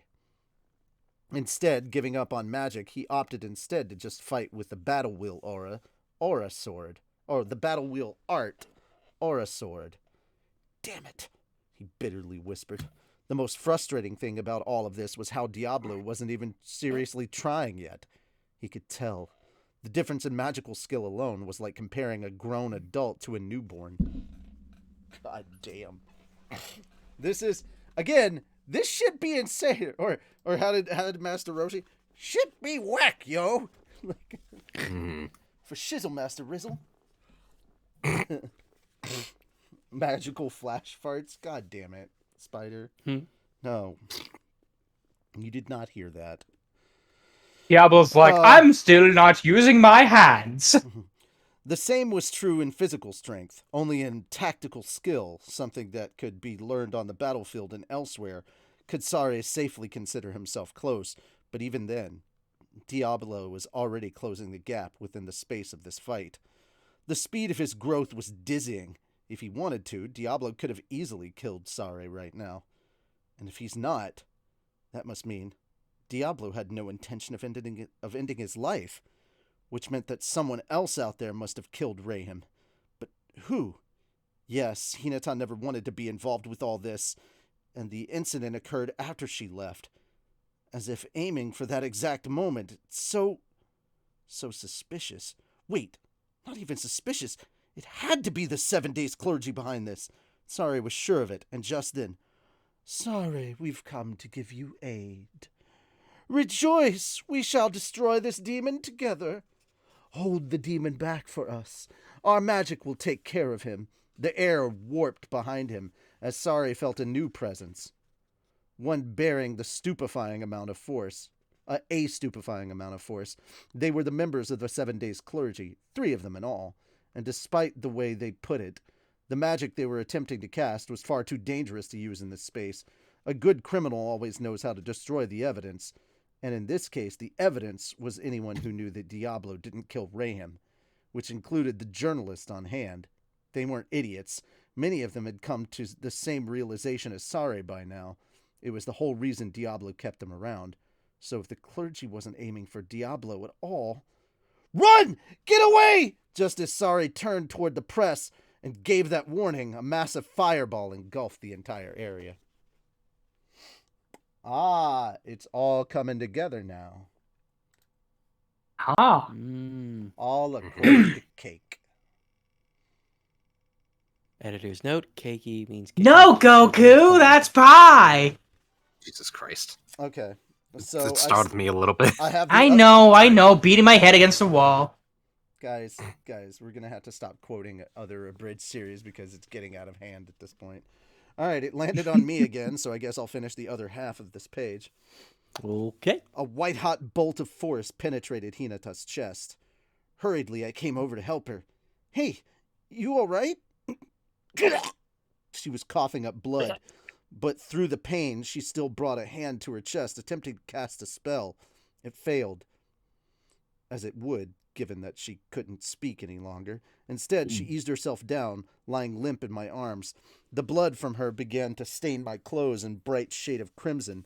Unless I did something, Hinata was going to die, without ever knowing what happened. We could work out the timeline that led to this later. I took a potion out of my stomach and sprinkled it over her chest. But while this would normally begin the healing process immediately, now, of all times, nothing happened. I just wanted to let that sink in for a moment. Understood. The subject, Hinata Sakaguchi, possesses high magic resistance. Oh, high resistance to magic. Her body automatically disassembles magicules, neutralizing their effects. Rolling the wheel of spinning doom. Respin. Maybe this wasn't the best idea? Moon, you're up. Sonic is just being ignored by the wheel. Sonic is just being ignored by the wheel. I'm more curious to see how long this goes. I'm honestly hoping not to keep knock on wood at all. This is literally technically an impossibility. And as many times as we've spun this, he should have gotten at least once. All right, let's go. No, we gotta finish this off without me reading all of it. The stream. Okay. All right, we're at 3:09. By my I got thing, it. I'm just gonna have finish until more. 3:15. I'm finishing dinner. Screw it. Wow. Well, All right. you might as well. He's got 6 pages Yeah. of content to read. Yeah. It's gonna get cold. All right, so we're back to Those things Rimuru's point of view. Yep. It cancels out magic? Magic won't work on Lady Hinata, her assistant Arnaud said, shaking his head as he ran up to me. Any recovery magic has to be wholly in its alignment, or else it will be neutralized on contact. So holy magic, which didn't work through magicules, was okay. A lot of good that did me. These potions were useless then. In that case, don't just stand there. Cast some holy magic on her. We needed something more effective. Hinata was still alive. If we used holy magic to heal her, she ought to be able to recover. After I shouted at them, Arnaud and the other paladins began to act. But they couldn't move. Something was blocking them. A ring of light, binding all the paladins. A group of people, each bearing a huge amount of power, had used a high-level teleportation spell to jump into our area, restraining Arnaud and the rest. The 2 mystery visitors kneeled before me. Demon Lord Rimuru, it is a pleasure to meet you. We are members of the 7 Days Clergy, and we have come here to punish Hinata Sakaguchi for violating our orders. It sure was brazen of them. Hinata was on the ground, barely conscious. Arnaud and the other paladins were all tied up, and then these guys show up, and I had heard of the 7 Days Clergy before. Adelman didn't seem to appreciate them too much. Very suspicious. I wanted to learn more from them, but things were kind of urgent right now. I don't know what's going on with you guys, I said, trying to sound as annoyed as possible. But don't get between Hinata and me. We already settled things between ourselves, so I'm not gonna let her die. The clergy raised their arms up high, making their disagreement clear. Unfortunately, we must insist. Hinata, the woman there, has ignored the will of the god Luminous. This is blasphemy, and we must issue divine punishment in response. The gall of these guys. They teleport right into my backyard and think they can just say anything they want. But please, please forgive Lady Hinata. Wait, what? It's not the 7 Days Clergy. It's one of their soldiers begging for their one of her soldiers begging for their lives or her life. Oh, I got you. But please forgive Lady Hinata. She had her own motivations for this. The clergy had no interest in the pleadings of the paladins. Don't give me that crap, one of them suddenly shouted. You tricked all of us, didn't you? You wanted Lady Hinata dead from the start. This was the captain of that band of 100, the one who'd faced off against Shion. Then, suddenly, things began to get a little hectic, by which I mean the paladin standing next to him took out his sword and plunged it into the captain's body. What? Guard, you... The captain gasped. Such insolence, Renard. I refuse to allow you to speak so ill of the 7 days. You were conspiring with the rebel Hinata all along, weren't you? You're the one who tricked us. The shouted accusation created a stir among the rest of the paladins. They had no idea who was telling the truth. I figured that was how much political power this clergy must have had over them. They had no idea who was telling the truth. I figured. Truth. I figured. Pause. Oh, I see. It's a comma, then a period. All right. And it's Yeah, like, that's how they much throw these things power. out willy-nilly. That was how much political power this clergy must have had over them. But that wasn't true, was it? I mean, that heat beam or whatever came from Guard's direction, which meant... Well, it meant I had no idea what to do next. Jesus Christ. Things were so chaotic. There was no hope of putting them back in order. I wanted to take Hinata back from the brink of death, but the clergy was in my way. And now Renard was betrayed by his own men and in mortal danger himself. And then the clergy says they want Hinata dead for defying them, although they don't seem to be hostile to me. So now what? So literally, it's hilarious, the dichotomy right here. Everybody else is doing things confidently. They're very sure of what they're doing. And then we get to Rimuru, and it's like, oh, look at the all-powerful idiot. Everything's falling apart. Yeah. It's kind of... I don't know what to do. I wonder if I should just start redeeming the exercises. No. No? We haven't even gotten... Dude, you don't redeem the exercises when we haven't gotten to the end yet. Yeah. I know. We've still got... Let's see. 8% more of the book before we finish. 339 pages, and we're on 310. So we still have 29 pages to go. 29. So, yeah, we got to get through this. So Job one. Now it's shut up and let other people read. Job 1 was to save Hinata. Shizu asked me to, for one, but beyond that, I think we were just a few steps away from working everything out with each other. If we could make up, I figured that could lead to friendlier relations with both the Western Holy Church and the nation of Lubelius. Abandoning her was never an option for me. Look, I'll hear all of you guys out later. This is my nation, and you need to follow my laws while you're here. You're Arnaud, right? Cast your healing magic on Hinata now! My nation didn't have laws, really, but I still had executive power, and I meant to wield it, but the 7 Days clergy wasn't impressed. We cannot allow that. The followers of Luminism have sworn absolute allegiance to the god Luminous. Even if the demon lord Rimuru wishes it, no one here will execute your request. They were keeping all the paladins from doing anything. It was so annoying. There was no time to try reasoning with them. I thought about forcing the issue, but just as I did, Diablo sent me a thought communication. Sir Rimuru, I have an emergency report. What is it? Keep it short. I'm kind of busy. Pardon me. I have discovered Rahim's killer. It is a group known as the 7 Days Clergy. They appear to have devised all those events behind the scene. Huh. Oh. I am... Huh? Yeah, it's kind of like I am that. faced with... Yeah, I gotcha. I am faced with 3 of them right now, and I fear that leaving them alive might cause harm for us later. Can you provide evidence that they're the killers? We have a press corps full of journalists from around the world here as eyewitnesses, my lord. All right, permission granted. Rub 'em out. It's Yes, like, sir. it's more like, all right, permission granted. Rub them out. Kind of like, Okay.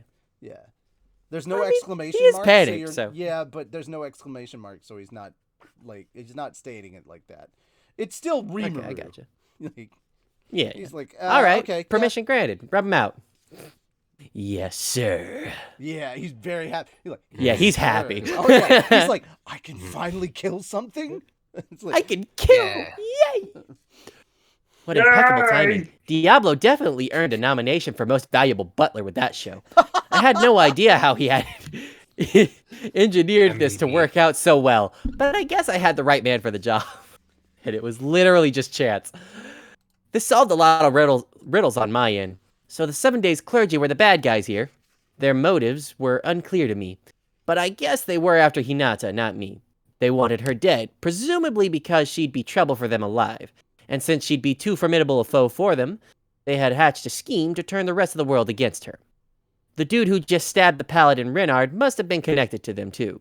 Or maybe he was a 7 Days member himself. But either way, this guard guy was a real hitman here. Pardon me. He must have wanted a clean kill, but performing the crime right in front of me was a mistake. My universal detect was in operation. So doing the deed with me around was like shouting, "I'm the killer!" as you pulled the trigger. I suppose these were the guys who fiddled around with my message for Hinata, and I had to assume they interfered with Diablo's plans too. These were the culprits, and no one else. And now that I knew that, I didn't have to worry about hurting my relationship with Lubelius. This was my nation. Originally, I had thought it best to leave them alive, but they had been a thorn in my side as well. I didn't see much need for that now. If they were going to run on me, let's just kill them off instead. if they were going to So leaving Diablo. So run on me. If they were going to flee, it was like, so if they were going to Oh. run on me, best to kill them instead. Just kill him, yeah. Yeah. So leaving Diablo to take care of his own business, I began to take matters into my own hands. Time to let off a little steam. Benimaru, Soe. Sir! They both shouted. There you go. Capture those two. If they resist, take any measures you deem necessary. Benny Just Maru. what I that's was Benimaru. waiting for. Yeah, just what I was waiting for. As you wish, Sir Rimuru. Benimaru and Soe came for the clergy, who immediately shot me a pair of dirty looks. I didn't let it bother me. Shion! Yes, my lord! You take care of guard over there for me. Watch out. He might be... Okay, that makes sense. Yeah, the Watch out. guard's like, huh? Watch out. He might be a 7 Days guy in disguise. I see. Then let me show him the deepest pit in hell and expose him for what he is. She gleefully readied her massive sword. This time, I didn't stop her. Hell, I was hoping to see that sucker. Well, wait. Is that the clergy? It doesn't matter. They don't have to sound heavenly anymore. Okay. Well, look at this. Are you quite sure it will mean all-out war against us? Those two could babble all they wanted. If I let them be, it'd be even more trouble for us later. And if I was going to take action here, better make it count. Sorry, guys, but you went too far. I guess you tried pinning the blame for Archbishop Rahim's murder on me, but I've seen right through all that. If you're picking a fight with me, I assume you know what's coming for you, yeah? The paladins exchanged confused looks. A few of them, at least, seemed to see things my way. Arnaud, meanwhile, with an enraged expression, already had his sword pointed at the clergy. But the pair didn't look daunted. In fact, they were laughing in our faces. I didn't think we would be found out. But the saint is already dead. Demon Lord Rimuru, you and Hinata both exhausted your strength in the battle, didn't you? We wouldn't dream of missing this golden opportunity. And if all of you know the truth as well, you will die with your Demon Lord. At least they weren't making any more excuses. The 7 Days clergy fully admitted to it, laughing the whole way. Such a vulgar display. It almost made me sick. There was no value in keeping them alive at all. Benimaru, Soe, and Shion each sized up their prey. But it turns out the clergy was craftier than I thought. Fools! I commend you for exposing us, but everything has already been accounted for. We planned to kill all of you from the beginning. Let us begin. All of this because of jealousy over Luminous's affection. Hinata. Oh, that's really it. Yeah, literally Jesus. this whole Yep. thing is because they want Luminous to look at them and not Hinata. So dumb. Yeah, it's the With dumbest that- thing. Yeah. Yeah. With that, the two of them leaped back and floated into the air. Guard joined them, revealing his true colors before Shion could reach him. Then, with the three of them grouped together, they constructed a large-scale magic circle on the ground. This was dangerous, certainly beyond what a human of regular intelligence could handle, and certainly something that required advanced preparation. Inside this circle was us, two of the three Beastketeers and the Paladins. They intended to kill us all and make sure no evidence ever saw the light of day. Hell Flare! Demon Wire Slash! Nope. Stop. Demon Wire Slash is Shem because that's Soe. And Oh. he doesn't shout. Oh, gotcha. Sorry. Oh, that was Benny Demon Maru. Wire? Oh, okay. Yeah. Oh, yeah, 'cause No, no, Wire, go ahead. Wire. Yeah, that's the clue. Mhm. Yeah. Yep. So, Demon Wire Slash! No, he doesn't Something shout, like that. remember? There you go. Oh, Demon Wire Slash! There you go. Something like that. Dark pyres of flame shot out toward the trio, accompanied by a torrent of sticky steel thread powerful enough to break through sheet metal. But the only sound anyone could hear was high-pitched laughter. Ridiculous! You waste your time! This magic circle deflects all non-holy strikes! Any magical attacks from evil creatures like yourselves could never penetrate it! Wah! Such utter fools! Our knowledge has been built and refined over centuries. It will never lose out to the brute force of some arrogant monster horde. The laughter echoed above us, but I was too busy keeping Hinata alive. She had a temporary heart, made from my own body, but it took up a ton of magicules. I wasn't used to pulling this off, and it wasn't exactly a very compatible donor organ for her, so it wasn't working as well as what I concocted for Murin. Then Shion charged forward, ready to push all my concerns away. Shut up! That means nothing in the face of my... that's a Gorikimaru. name. Thank you. Gorikimaru, version 2! I just spat on my phone. And Yeah. that just means you did your goddamn job. Happened. Keep going. Hell yeah. She wasn't making much sense, but she made a mad dash for the clergy, muscle memory winning out over her brain. I mean, It would have stuck... true. It would have struck most people as idiotic, but Shion was on another level today. Ha ha ha ha ha! You imbecile! What could that sword possibly... There was an audible ripping sound out from the air in front of the sneering clergy. No! She's going to break down the magic circle? So be it. We must release it now! Shion's nonsensical attack was pure brute force, something they didn't care much about elements or attributes at all. In addition... understood. She appears to be using guarantee results, part of her master chef skill to alter the space around her. How fucking broken is she? Bullshit! You just... Nope, I win. It's so stupid. Love it. I like it. It's funny. Yep. This is just crazy. Yeah. I can only hope she doesn't start using that stuff on me. Report. While the possibility is slim, the subject Shion's attack might be effective against you as well. Ah, crap, really? Better make sure I never piss her off again. This had taught me all over again how amazing she was, but sadly, even that couldn't stop the 7 days clergy attack. Report. Attack incoming. All Their broad range annihilation. That's where Oh, you is that- stop. Okay. Yep. It doesn't have a dot for me, so that's... I know. That's why I Doesn't was have a like dot. telling you to shut up. Okay. Bean course.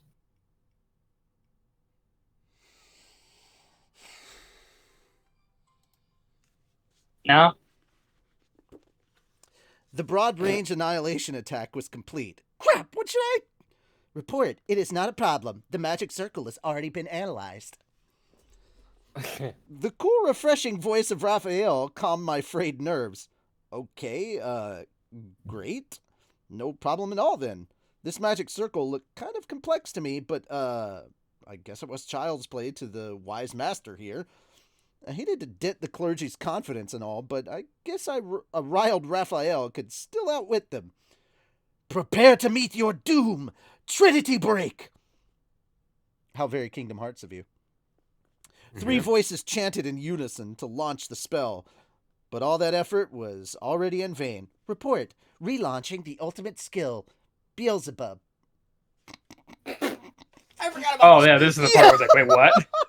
Mhm. Oh! Just as the professor reported that to me, Beelzebub swallowed all the droplets of murderous light raining down from above.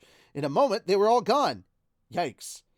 Set this thing at full blast, and it was a real monster. Even the paladin stared wide-eyed at me, shocked at the sight of all those missile blasts disappearing before their eyes. But, wait a sec. Didn't I sacrifice Beelzebub when I fought Hedaton just now? Understood. The ultimate skill Beelzebub, Lord of Gluttony, was indeed sacrificed, but a copy had been backed up, so it was not a problem to reactivate. This motherfucker. There you go. Huh? Oh, Backed up? Why was Raphael using the past tense there? You gotta tell me that crap, man. I thought I'd lost that thing forever. The professor acted like this was all settled history. But I wasn't sure I was willing to accept that. Report. Rise in Holy Force detected. Main attack incoming. Oops. Oh. Yay! Spin.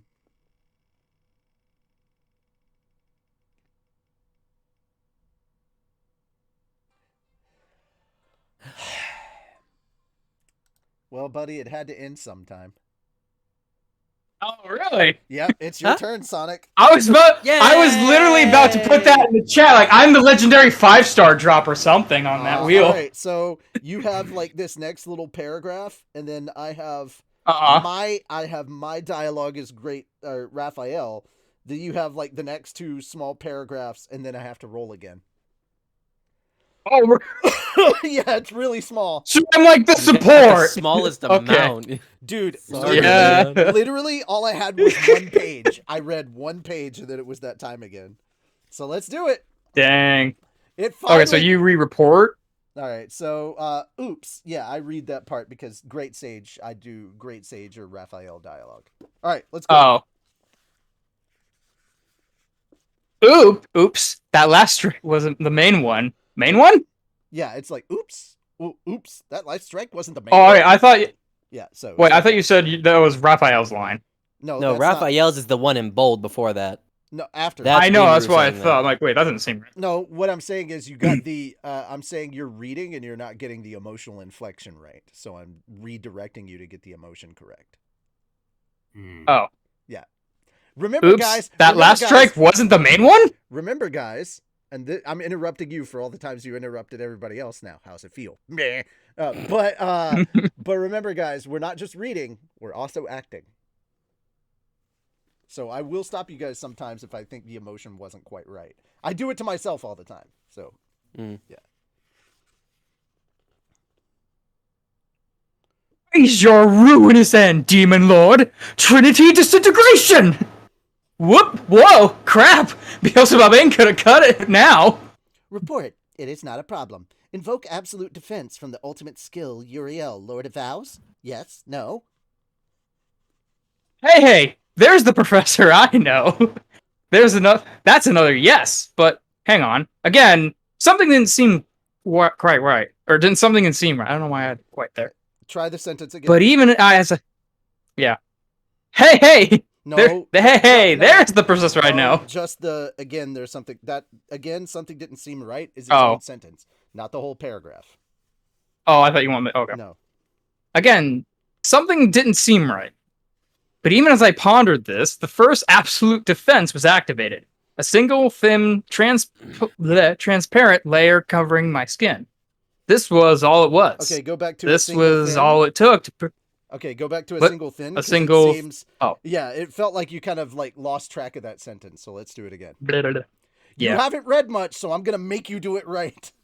Yeah, no, that's fair. That's fair. We got to milk this. Yeah. A single thin, transparent layer covered my skin. This was all it was, and this was all it took to perfectly disable Trinity disintegration. It's kind of like, all right, so it's like a single thin, transparent layer covering my skin.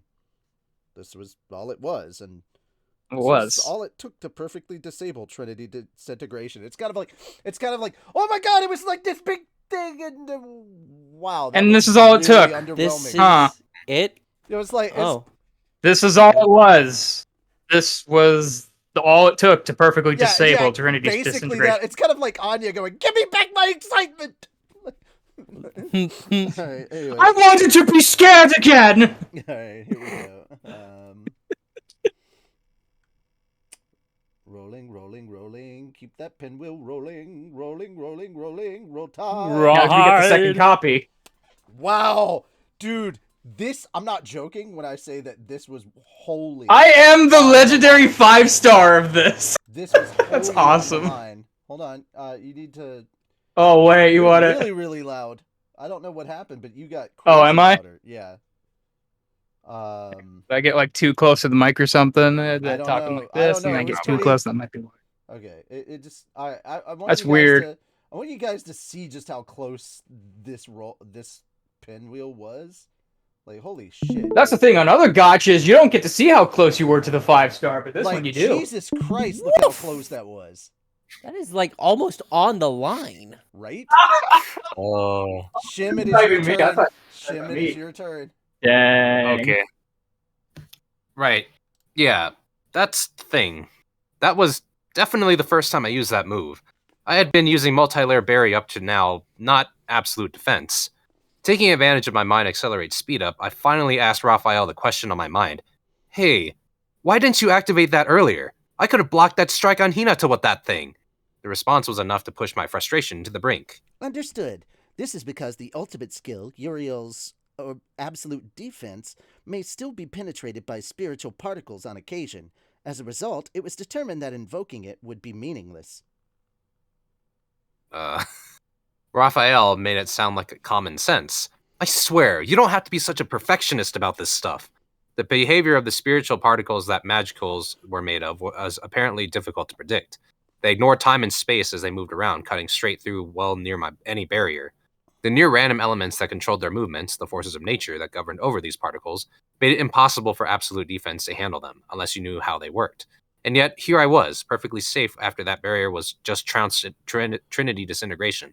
What's up with that? Did Raphael fully predict things this time? Understood. In the previous Melt Slash attack, Beelzebub both canceled out the strike and invoked predation on it. This made it possible to gather enough information to successfully recognize the random elements involved. As a result, it became possible to predict and defend against holy attacks. In addition, you have also obtained the holy sword skill, Melt Slash. Wait. Where? What? Wait. Huh? So you mean you sucked up Hinata's sword on purpose back there? Dude, don't clam up on me, you bastard. I can totally picture you reacting like, oh no, Rimuru, or oh no, Rimuru got me just now. Your silence is telling me everything I need to know. Although, wait a second. I know Raphael isn't the type to take dangerous risks, but could I have, survived a Melt Slash blow without having to cancel it out with Beelzebub? Understood. Of course. You lost a great deal of magical energy, but your material body could have been instantly reconstructed with infinite regeneration. So what were you so freaked out about? Yeah, how fucking You broken is that, right? Like, what? Raphael just really liked that sword and wanted it for herself. Yeah. Oh yeah. my Just- lord. Yep. So what were you so freaked out about? You didn't just want to consume Melt Slash so you could analyze it, did you? Oh, more of that, huh? No, stop. Yeah. There's a triple asterisk on here. That's Yeah, why I'm like, yeah. Raphael. Hmm. All right. Rolling the pinwheel again.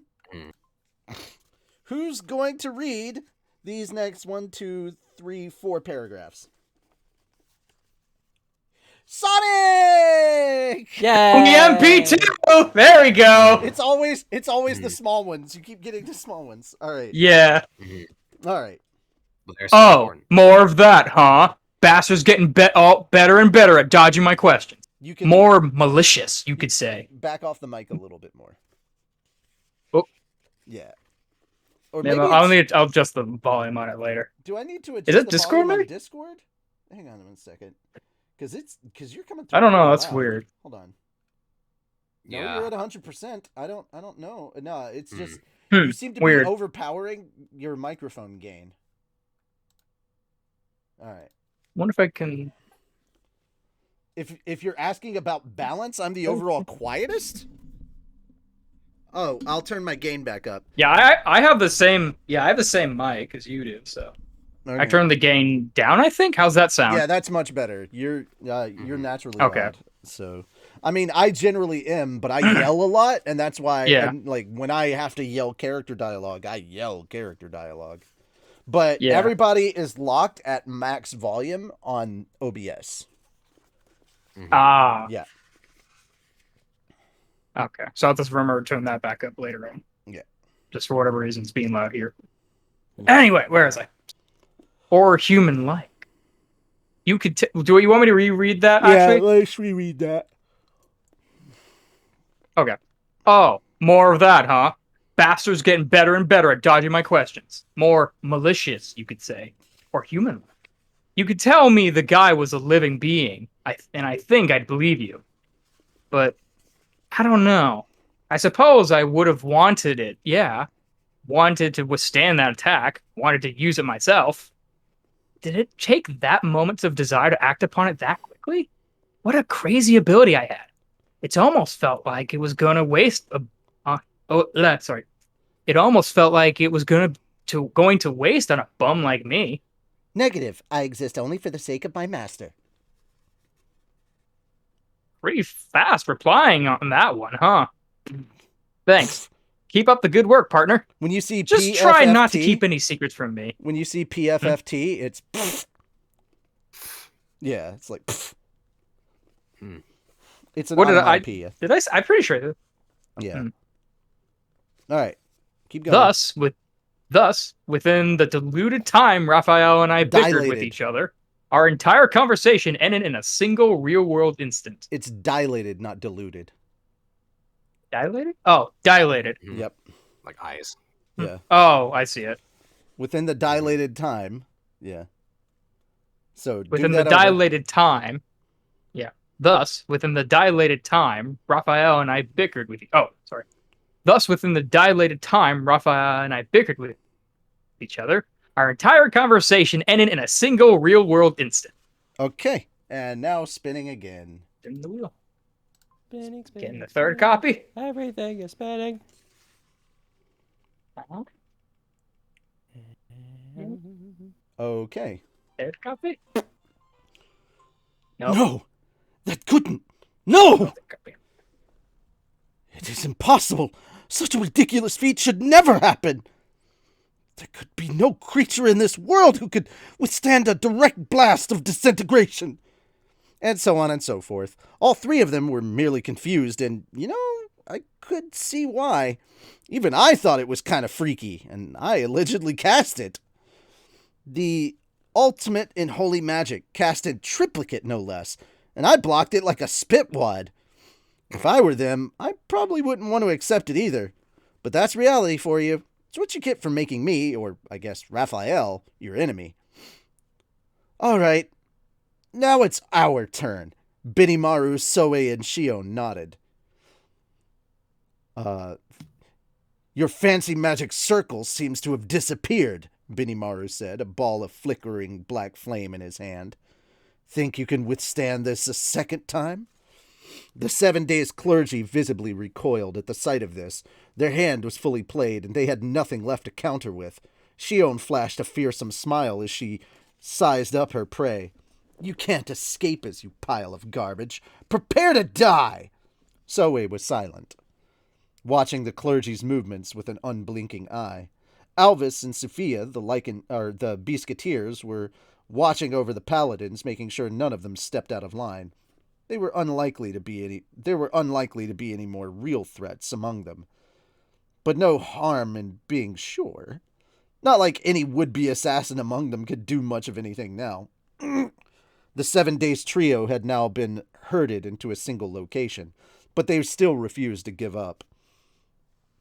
Think this over carefully. We are the guardians of humankind. If you kill us, the followers of the god Luminous will not take it sitting down. Exactly. Luminous's rage will burn all of you to ashes. We will step back this time. Now that we know you are not evil, I'm sure talks will proceed smoothly with the Western nations. You will be good neighbors to each other. With a mix of intimidation and flattery, they deigned to negotiate with us. This was really starting to piss me off. It was time, I thought, to end this. I seem to have caused quite a lot of trouble for you, Demon Lord Rimuru. But then a cold, bracing voice echoed over us as a massive gate appeared, cutting through the air. The door opened, revealing a beautiful young woman. Between her unique silver hair and her heterochromatic eyes, there was no mistaking it. She was the Demon Lord Valentine herself, and I probably didn't need to ask why she came. My lady! What are you doing in a place like this? The clergy visibly withered in her presence, cowering in fear. Then they kneeled before her. Well then, I guess Valentine was actually the god Luminous this whole time. The realization struck me dumb. How did you... Again, She forgot the about dumbest- her and all this craziness. No, here's the thing. No, Rimuru never realized that Luminous Valentine was the god Luminous. Luminous. Because he's a moron! He's a little slow. Makes you wonder how he got this far. It really does. Very lucky. Broken skills, dude. That's literally how it be. All right. Spin that wheel. Show me third copy. There was a request in chat. I gotta do something real quick. Hold on. What? Okay. Okay. Shim. Did I Read the miss chat. something with that? No. Shim, you're up. Okay. Diablo, almost shaking with glee, let out an evil laugh. Is this... Wait, hold on. Oh. Is this the equivalent of asking Shim to do a barrel roll? Yes. Do a basically- barrel roll. God damn it. Do a barrel roll. All right. Yeah. right, So Shim, hang you on, heard you've him. got Try 1, a 2, somersault. 3, 4, 5. You've got 5 pages. All right. I'll do my best. Oh, we're back All to right. Diablo. Oh, man. Yeah. Why is it that every Yeah, time we yeah. move on to a Meanwhile, new back scene... at the demon. Why is it every time that we move on to a new scene, it's another smile on our face? Because look, we Yeah, get it's like, Diablo just basically having a one-sidedly just kind of not even... He hasn't even done anything. He's just taken a bunch of hits. Yeah. That's literally Just- it. He hasn't attacked. He's just standing there, Then we get menacingly. then we get Ranga and the epic chew toy, Mhm. and then finally Rimuru eats holy attack. Mhm. And it's still not done. Rimuru eats disintegration, followed by, oh hey, it's the god Luminous, And we're still not done. and we're still not done because we at least got to get to the end. 5 But more we're not percent. far. We are not far. Let's go. All right. Permission granted. Rub him out. With those simple words from Rimuru, he had full permission to do as he pleased. He wanted these fools eliminated as quickly as possible, yes. But before that, there was some business to take care of. He turned towards the press corps. Now, everyone, are you all right? The fireball was blocked by the barrier Diablo built, keeping all the journalists unscathed. This barrier also kept all the demon hunters, as well as King Edward and his knights, safe from injury. Nothing based on magicals, including effectual and spiritual magic, could penetrate it. Annoying little demon. You are capable of that much? A fearsome foe indeed. It's time to show off our own holy force. Prepare to launch! The clergy, expecting to wrap this whole thing up in a matter of seconds, had to be surprised. No matter how powerful this demon was, destroying his physical body would eliminate any influence of his on this world. The moment he could no longer maintain his magical form, it was back to the spiritual realm for him. Anticipating this, the 7 Days clergy launched an ultimate class magic. The moment they arrived, Nuclear Flame, part of the nuclear family of spectral magic. 3 people were required to carry it out, the force of it being too much for one, and it rained unquenchable hellfire upon its target. Against Diablo, however, it was powerless. Remember, Overwhelmed. nuclear cannon was Yeah, the first attack we saw brought to bear against him, and he just Mhm. blew it out like a birthday candle. Yeah, that was great. Overwhelmed, the clergy quickly opted for their final weapon. Defeating someone as powerful as Diablo required holy force and nothing else. Their minds made up, they decided to bring out their finisher, Trinity Break. It was the same move their compatriots tried against Rimuru, and while it took some time to repair, they could be protected by a barrier during casting, keeping them safe. What's more, the Trinity Disintegration launched at the end of this spell was the most powerful of all holy magic, capable of reducing anyone and anything to its composite cells. No matter how great the monster or magicborn, from demon lords on down, this attack can never be resisted. It was thus with total Oh, sorry. Is that a roll? No, you're good. I Oh, told you yeah, still that's right. had That's right. 5 pages. That's right. It was thus with total confidence that the clergy uncorked this spell, just as Diablo began negotiating, not with 7 Days, but with the press. Did you see that attack? He gently asked. It seems clear to me that they made an attempt on your lives, didn't they? Even Sare, enemies with Diablo until a moment ago, couldn't deny it. The journalists certainly didn't. They all nodded their understanding. The guardians of mankind, the great heroes, the 7 days clergy of legend. Everyone there knew of them. Diablo was telling the truth. They were sure a moment ago that they'd be breathing their last. The clergy would bury them all, Diablo included, and then they'd pin the blame up for it on the demon. There is no need for alarm. I will protect you all. To the crowd, Diablo's smile looked like the reassuring countenance of a benevolent god. They believed him. He was powerful enough to shrug off a battle stage like Sorry that easily. Beating the the legendary 7 days didn't seem so fantastical either. What do you want from us? Oh, money? Some among the press worried about what Diablo would desire in return. Demons never work for free. They always demand something back. And Diablo was no different. He'd never provide a service for no reason unless he was doing it for Rimuru. I appreciate your understanding. I seek only one thing from all of you. His demand, given with a smile, was this.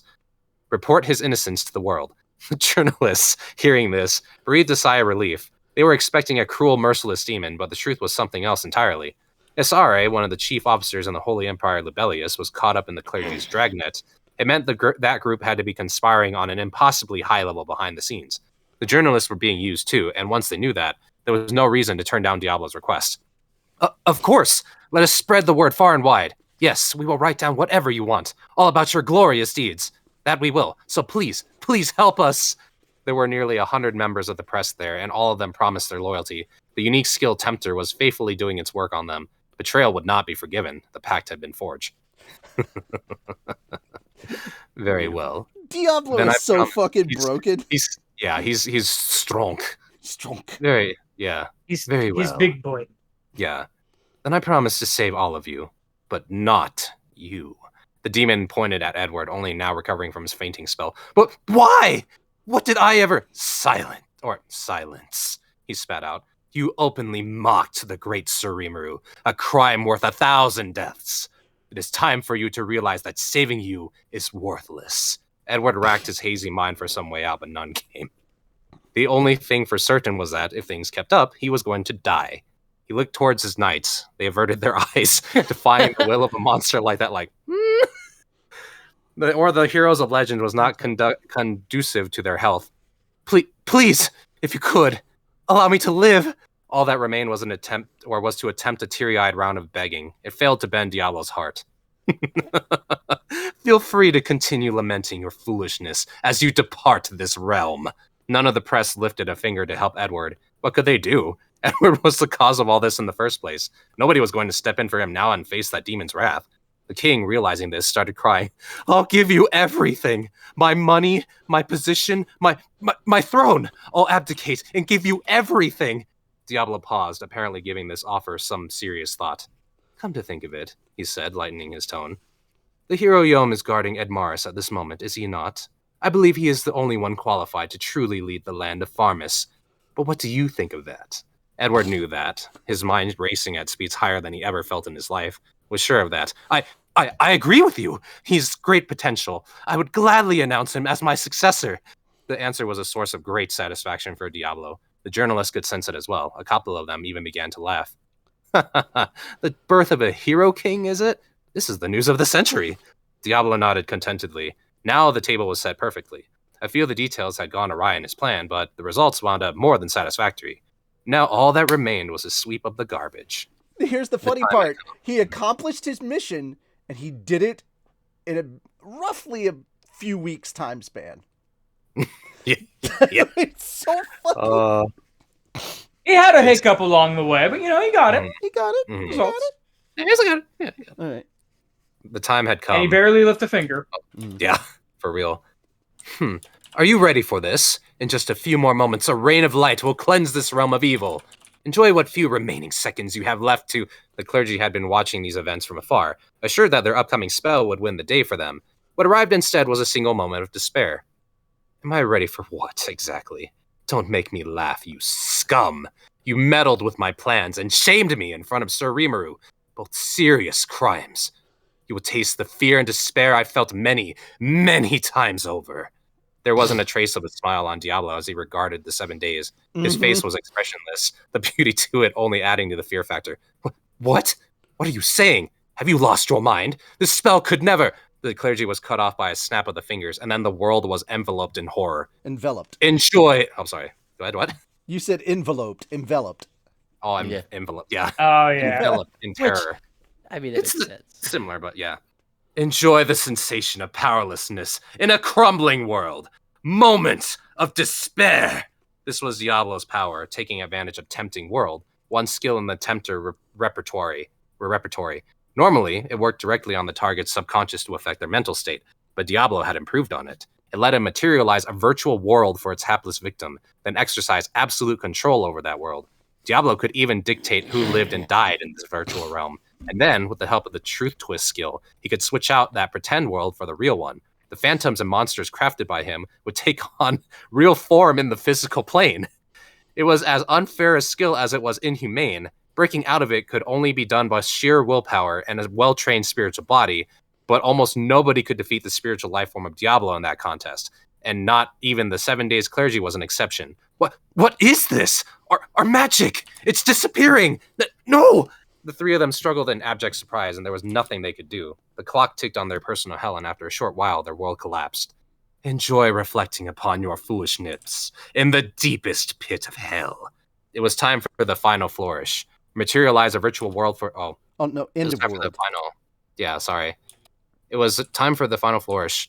End of the world. The final snuffing out of the tempting world he created, taking everything inside with it. It swallowed up the 7 Days Clergy's fool's despair, taking it all the way to the final second. And then the promises made in this battlefield were safely carried out. God There's a- damn. Yeah. he just fucking... I think Nope. I don't know Goodbye. why, but when you said foolishness there, Shim, I thought you said foolish nip. And I'm Foolish like, nip. what? Enjoy reflecting upon your foolish nip in the deepest pit of hell. Yeah, Yeah. that works. Yeah. Which one? The left or right one? Both. Holy both. shit. Holy shit. Yeah. It's a lot. Sonic, for once, you Mhm. don't have a few paragraphs. You actually have Mhm. Oh. Yeah, one, well, two, Oh, we're three. three, Yeah. four pages. That was fun. I All right, we voice- had to build me up for something, apparently. Oh, hang I on. like Let me get those. an actual. I mean, if you just want to read a few paragraphs and respin, I mean, we could do that. Yeah, let me get a bottle of water real quick. Well, he's We'll doing get to that I gotta point use and the then I'll bathroom. let you know. Well, actually, you need to hurry this up because we're already 7 minutes till 11. It's Oh, yeah. getting really late. We can't just sit around anymore. Yep. Having the Demon Lord Valentine, or Luminous, show up was a kind of surprise, but now someone else was coming through the door. This was the so-called Valentine from Walpurgis, right? The stand-in for Luminous. Or the stand-in for Luminous? The three clergy members were here paled in his presence as they kept kneeling before Luminous. They had no interest in fighting any longer, trembling like lambs waiting for their judgment. So what would Luminous do? The way she apologized for causing me trouble, I suppose she wasn't here for a fight either. But then the former stand-in opened his mouth. Stand back, he commanded. His voice projected far and wide. I am Louis. Yeah, Louis? Yeah, Were you're you like, going with that it's pronunciation? like, Okay. stand back! I am Louis, the Holy Emperor, Oh. and the presence you see here is our God, Lady Luminous. God. Like he's Lady commanding- Luminous. He's commanding the whole fucking battlefield. It's like on your Gotcha. knees, peasants. You're before a god. So that's Stand back, he commanded. His voice projected far and wide. I am Louis, the the Hoyle. the Holy Emperor. The Mihoyo. It's Kirby. Hey, Kirby's God, Luminous. Okay. no, The Holy Emperor. Rimuru, right there, Kirby, blue Kirby. Mhm. Oh, I guess in this case, yeah. Mhm. Who would win a death battle? Rimuru. The Holy Emperor and the presence you see here is our God, Lady Luminous. The paladins prominently fell to their knees, Promptly. reminding me of a certain retired lieutenant general. Oi, Hmm? promptly, not prominently. Promptly? Yeah, Oh, they yes. promptly Oh, fell oops. to their knees, Like- which means like immediately. Promptly. So reread it. They promptly. The paladins promptly fell to their knees. It reminded me of a certain retired lieutenant general. Not that I say that to anyone. Instead, we decided to watch what would unfold, as confused as we all were about it. But a demon lord serving a god? What as kind a of joke god. is that? Serving as a god. Oh, not as a god? serving- Yeah, Ah, dang it. That's different. Dang it. that changes But the entire sentence. demon? Yeah. Oh, it does. Yeah, sorry. But a demon lord serving as a god? What kind of joke is that? And that stand-in was the Holy Emperor? The prodigy? Or propaganda getting thrown around is ridiculous, so ridiculous. I hardly knew what to make of it. Thinking about it, though, maybe this was the most effective way for her to position herself. Affirmative. It would allow you to Yeah. create the most efficient environment for ruling over the species of humanity.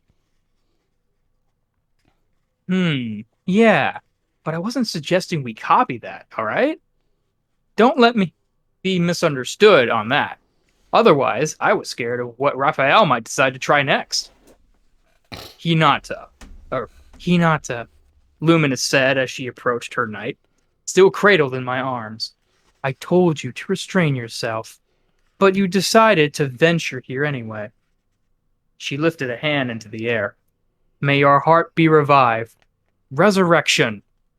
This was resurrection, the miracle of God in action before my eye. The whole in the Hinata's back to the left side of her chest began to close up.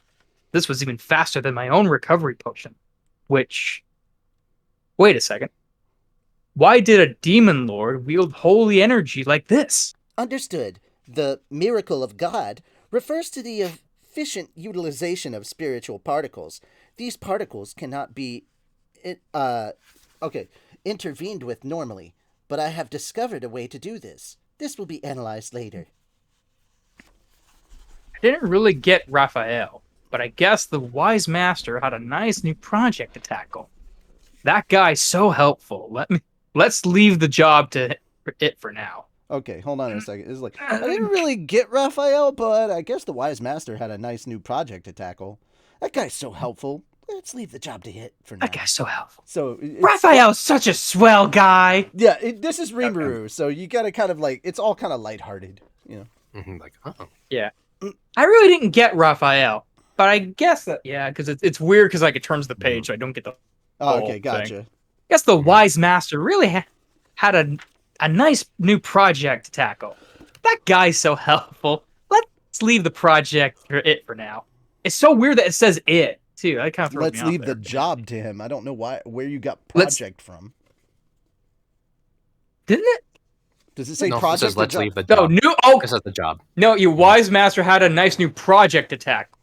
But Oh, that's so I might. helpful. Oh, okay, I Yeah. see what I did. Mm. Yeah, no, I see what I did. I read the line above it for You whatever reason. swept words. You swapped out words. So dope. Just All right. Let's anyway, leave the continue. job to it for now. Yeah. Master? Oops. Hinata's back awake. Hey, quit babbling, I said. What's this master talk? Who? I couldn't help but needle Hinata a little. It was funny. it's because to she me. woke up and saw Shizu. He's like, so he's kind of poking fun at her. He's like, hey, quit babbling. I said, what's this master hey. talk? Who? And then, yeah, Hey, he quit tried. babbling. He's basically trying to joke with her, and then, oh, that was probably not something he should have done. Mm. All right. Anyway, I couldn't help. I couldn't help but need nettle or needle. What's the Needle. Yeah, I'm pretty sure it was needle, but I'm like, I know people say nettle for that. Nettle is spelled differently. I don't know. Mhm. Yeah, yeah. Nettle Hinata is a little. Nettle. Ah, right. It was funny to me. Not of her usual grimness. She looked almost innocent now. She got summoned to this dinner. She got summoned to this world during her high school years, right? And now she spent the past decade or so here. Here? That puts her around... But before I could finish the thought, her eyes bored into me, just as icy as I remembered. You. Yes, ma'am? Yeah. You Yes, weren't ma'am. thinking of something rude just now, were you? Yes, ma'am? Yeah, it's You kind of weren't like thinking of something rude just now. Yeah, yes, ma'am? Kind of like he's gonna back off a little. yeah, exactly. It's like, oh, I got caught fucking around and I shouldn't. I he's like- fucked up. he's like, I fucked up, shit. didn't I? Oh shit, I'm in trouble. It's kind of that. Yeah. All right, Okay. continuing on. You. Yes, ma'am? You weren't thinking of something rude just now, were you? No, not at all. Oh, all right. So how long do you plan to cling to me? Cling? She made it sound so dirty. I was helping her this whole time, too. But now it didn't seem like the right time to complain about it. So I better just shut up and apologize. Sometimes, as you learn over time, losing was the best way to win. Oh, excuse me. Not that I minded it particularly. Hinata jumped away from. Oh wait, no, hang on.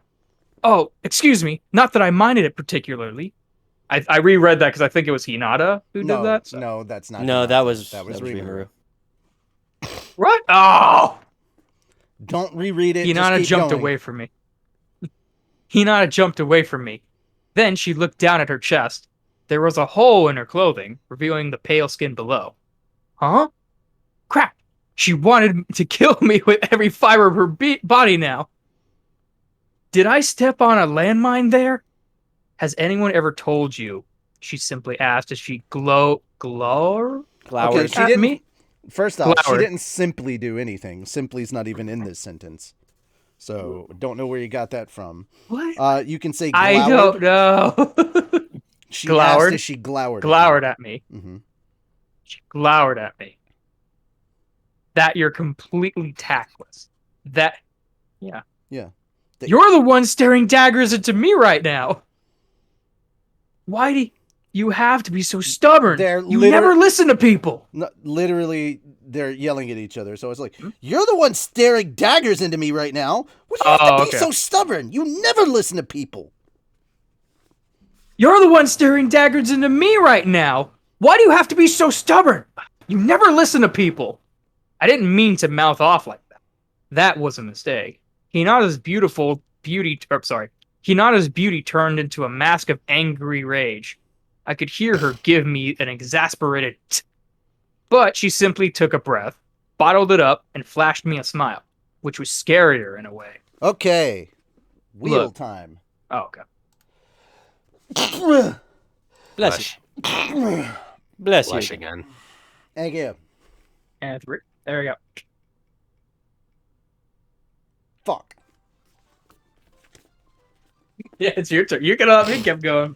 Look, I'm just short-sighted sometimes, that's all. You are tactless, aren't you? I bet you had trouble getting dates your whole life. Her words...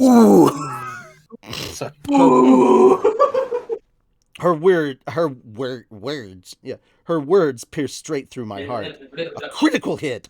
Shut up, lady. Quit making me remember my forgotten past. I did not. People thought I was considerate and reliable. Oh, well, great. She replied, giving me a look of pity as she chuckled. God, I hate her. Right at the end, she beat me good. I won the battle, but now I felt like such a loser. And, oh, wait, I never declared victory anyway. You don't get a victory here. Leaving me to deal with my shock alone, Hinata used her own healing magic to take care of Renard. Her spell did a hell of a job as well. I thought Luminous might have helped him out, but she couldn't have cared less. I guess she's the type to pretend people don't exist if she wasn't interested in them. Hang on there. Renard. Guess he's got it worse than I do. Oh, hang in there, Renard. I guess he's got it worse than I do, in a way. By healing Hinata, Luminous had restored the paladin's confidence in her. Some of them knew the Holy Emperor Louis's name, too, and none seemed to question his presence here. Seeing Renard come back to life sent up a cheer among the troops, many shouting, "Lady Hinata!" and crying their eyes out. She punched out one dude she caught staring at her chest, though. That's Hinata for you. Can't let your guard down. What's she talking about being short-sighted? It's not like she didn't have magic sense on all the time, but I guess she was particularly sensitive to the wandering eyes of men, huh? Better be careful. Kind of too late for me, but... After the commotion calmed down a bit, Luminous slowly opened her mouth. Now, 7 days clergy, what excuse do you intend to make for this? We all looked on, wondering how she was going to handle this. Then I got another message from Diablo. The job is complete, Sir Rimuru. Good! How'd it go? All according to plan. I tried. I was thinking about Pan. I was thinking about cake, and then I was like, no, I can't say keikaku. Plan. Don't say it. Don't say it. Don't say it. Don't say it. Shit. All right. So, he sounded pretty happy with himself. Guess there were no more problems on his end. Excellent. Report back here to me once things settle down. Yes, my lord. I look forward to it. Diablo closed the thought communication and went back to work. I guess he was no longer blamed for that murder then, which meant I didn't need to intervene in how Luminous decided to handle these clergy guys. They were certainly a pain in the ass, but she had just apologized to me for it. Any further meddling would just complicate matters. Better just sit here and think about how to improve our future relations. As I thought that, Luminous made her decision. She was judge, jury, and as it turned out, executioner. I sentence all of you to death. At least allow me to guide you to your end by my own hand. Have pity on us. It was only for your sake, Lady Luminous. I swear by our years of faith to you. Please. They clung to her in the most pathetic way. She didn't let them for long. Death blessing. She spread her arms wide, and then the hand of an unseen god wrapped itself around the clergy. It was, I suppose, one final act of pity for her servants. A warm embrace of pity is all I could call it, but apparently it was much crueler than that, turning the living into the dead as it did.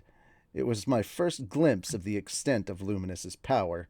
Thus, painlessly and all too easily, the 7 days clergy who had attempted to trap us all in their cruel schemes met their end. It came so quickly, I have to say, and here I was bracing myself for full war against the Holy Empire. Instead, it was now time to negotiate our future relations. One more roll of the wheel. Spin that wheel. This isn't the end of the rolls. This is just the last one of this chapter. Oh, okay. All right, Shem, take us away. Okay. Oh.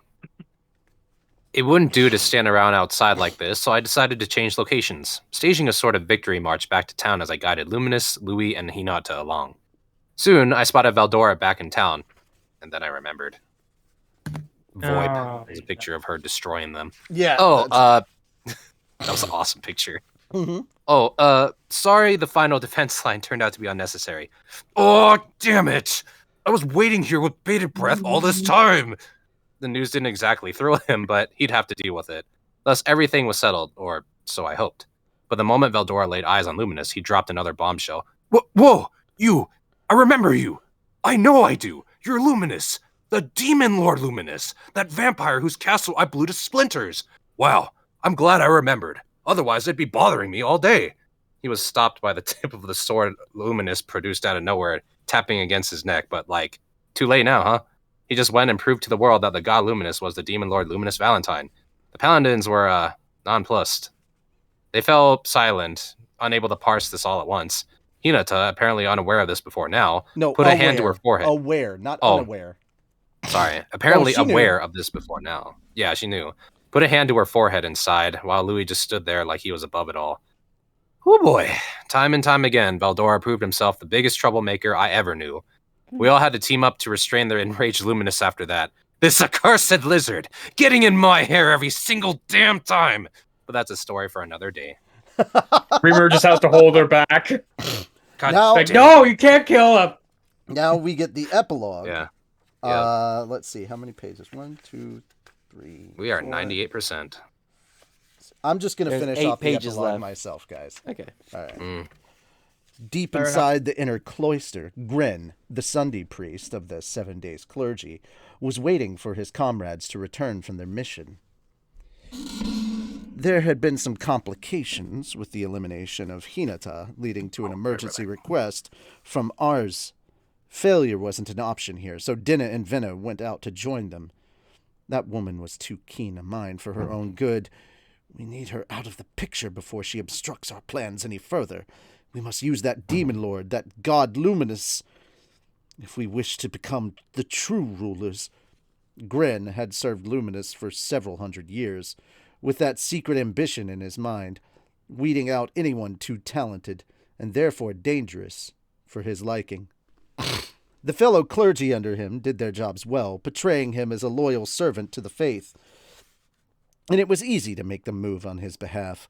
Luminous liked him, and if he could appeal to people's sense of jealousy about that, they did whatever he wanted them to do, just as he knew they would this time.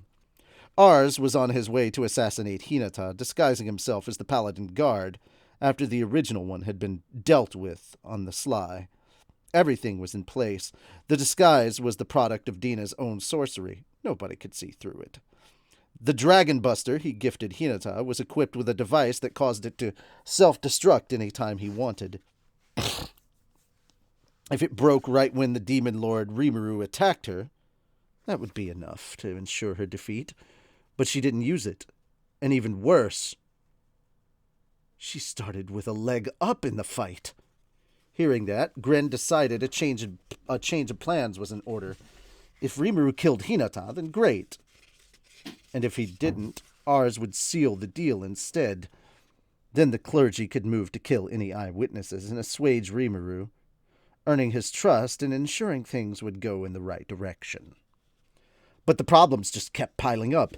The demon in the Farmus province of Migam proved much stronger and craftier than predicted, throwing that strength around. That forceful, almost unfair strength had planted doubts in the minds of the journalists.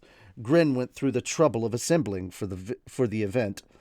A frantic report from the Saturday priest, Zaus, who was observing the fray, convinced him to send out the Wednesday priest, Melis, and the Thursday priest, Thalin. The witnesses all needed to be killed, and the entire crime had to be pinned on the demon.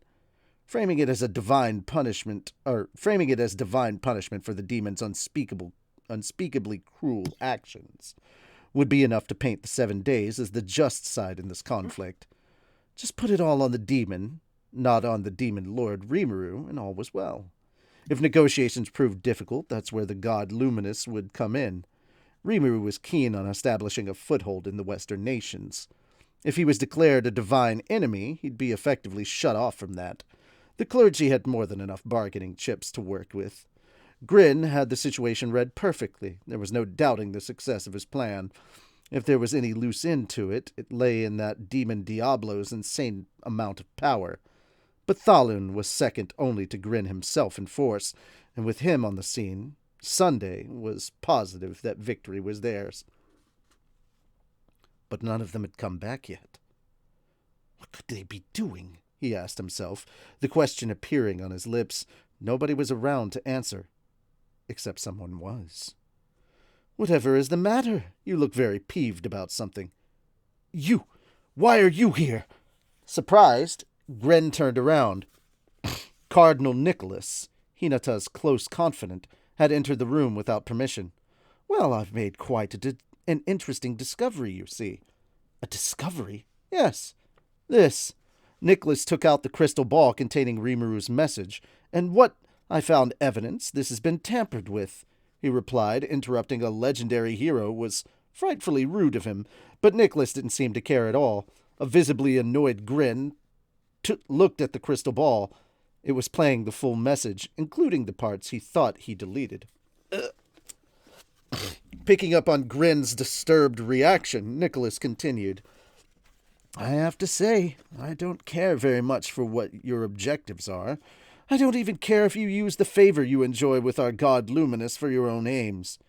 What are you talking about? Our god is a concept that lies in the hearts of all of us. Don't try to trick me. I realized ages ago that the god Luminous exists. Lady Hinata kept it a secret, so I simply followed her lead. But as I said, I don't truly care. I truly don't care. I truly didn't care. Nor did I care about how you tried using this god. Grin could almost hear Nicholas saying to himself. He opened his eyes wide. Nicholas returned the gaze with a thoughtful-looking expression, his eyes as eerie and his emotions as opaque as the waters of a marsh. You, elders as destructive as you, have no place in this world. Disintegration. No! Grin had no time to say anything else, his face frozen in surprise. as he disappeared into the storm of light particles and faded from sight. Accursed insect. You thought I'd let you harm... You thought I'd let you do harm to Lady Hinata? With those parting words, Nicholas returned to his study as if nothing was amiss. With those parting words, Nicholas... Oh, sorry. The good cardinal was more than just Hinata's confidant. He was also her biggest fan in the world. And to him, all this religion was another way for him to stay connected to her. This made him a heretic, a non-believer at the highest echelons of the papacy. His faith was directed toward no god at all, but a single mortal woman. All right, you guys ready to find out the really big secret that I've kept my mouth shut on? Mm-hmm. Let's go. Inside a warm firelit room, Granville Rosso sat on a heavy padded chair and meditated. Nicholas, curse you. He opened his eyes. The blinding light of the disintegration burned into his mind, as well it should, for Granville Rosso was none other than Grin himself, the Sunday priest and leader of the 7 Days clergy. He had the ability to send his spiritual power into other people, possessing their bodies, and he had just transferred himself to another host the other day. Now all that effort was wasted. Today's experience was a chilling one, even for him. If that had been his actual body, the Cardinal really could have ended his life. That only added to Granville's rage, but perhaps the time was ripe to pull out anyway. As he opened his eyes, he sensed Glenda approaching this mansion. Oh, his mansion. It meant things had not gone according to plan. It was all a failure. The moment she stormed into the room and saw Granville, Glenda began shouting, "Sir Granville, we couldn't do it! There's no way I could handle that monster! It's crazy!" She looked exhausted, like she ran all the way here from the battlefield. There was no doubting her. It was the truth. What about the other battle sages? If you took him on as a team... No! I tell you, he's just not on that level. In battle, you know, my nose is highly sensitive to the smell of death. I decided this was all trouble for me, so I pushed the battle to Ansare's shoulders. I pushed the battle on Sare's shoulders and ran off. That guy's a Demon Lord class foe, maybe even stronger for all I know. It sounded like an exaggeration to Granville, but he had still received no contact from his 7 Days companions. He even sought out their presences somewhere in the battle over there, and found nothing. No. As much as it shocked Granville, it was the uncontrovertible truth. Several days later, the spies he had deployed across the land informed him that King Edward had been deposed. The journalists on the scene were all safe at home, reporting their accounts far and wide. There were even rumors that from Bloomin that Tempest was planning a grand festival for themselves. Putting all these reports together, the only conclusion to make was that Granville's plan had failed. The 7 Days clergy, Granville included, were no more. The good name of the god Luminous could no longer be leveraged. Then his beloved Maribel gave another prediction. It's dangerous. Too dangerous. That town is too dangerous. Granville failed to understand what this meant. You mean the angels' attack? No. No, grandfather. That demon lord seeks to rule the world through economic policy. Ruling the human realms through their finances. That was the aim of the Rosso family. The exact plan Granville had underway this very moment. He couldn't be. It's true. It's really going to happen. That's why we need to crush him. Maribel wasn't one for lying. At least, not up to now. It made her suggestions worth listening to all the more. I see. Well, if that's what you say, I'm sure it shall be so. After all, Maribel was both Granville's direct descendant. It will be. Next time for sure it will happen. I swear it on my name as Maribel the Greedy, and a reincarnated girl. The future hope of the Rossos, gifted with knowledge of the other world, and an uncommon amount of power. As long as she lived, Granville thought, as the flames of ambition began to burn anew, the family would never be defeated. It didn't exactly come easy, but I patched things up with Luminous and cleared up the drama between myself and Hinata. In exchange, as a sort of apology, they agreed to send out a Western Holy Church missive declaring us to be harmless. All this came about because of how hard it was for us to understand each other. Sure, it wouldn't be the last time either, but I think this was also a lesson for both sides. A trial we should strive to overcome and improve ourselves with. Hold on a second. Let's, this command's on me. Hydrate.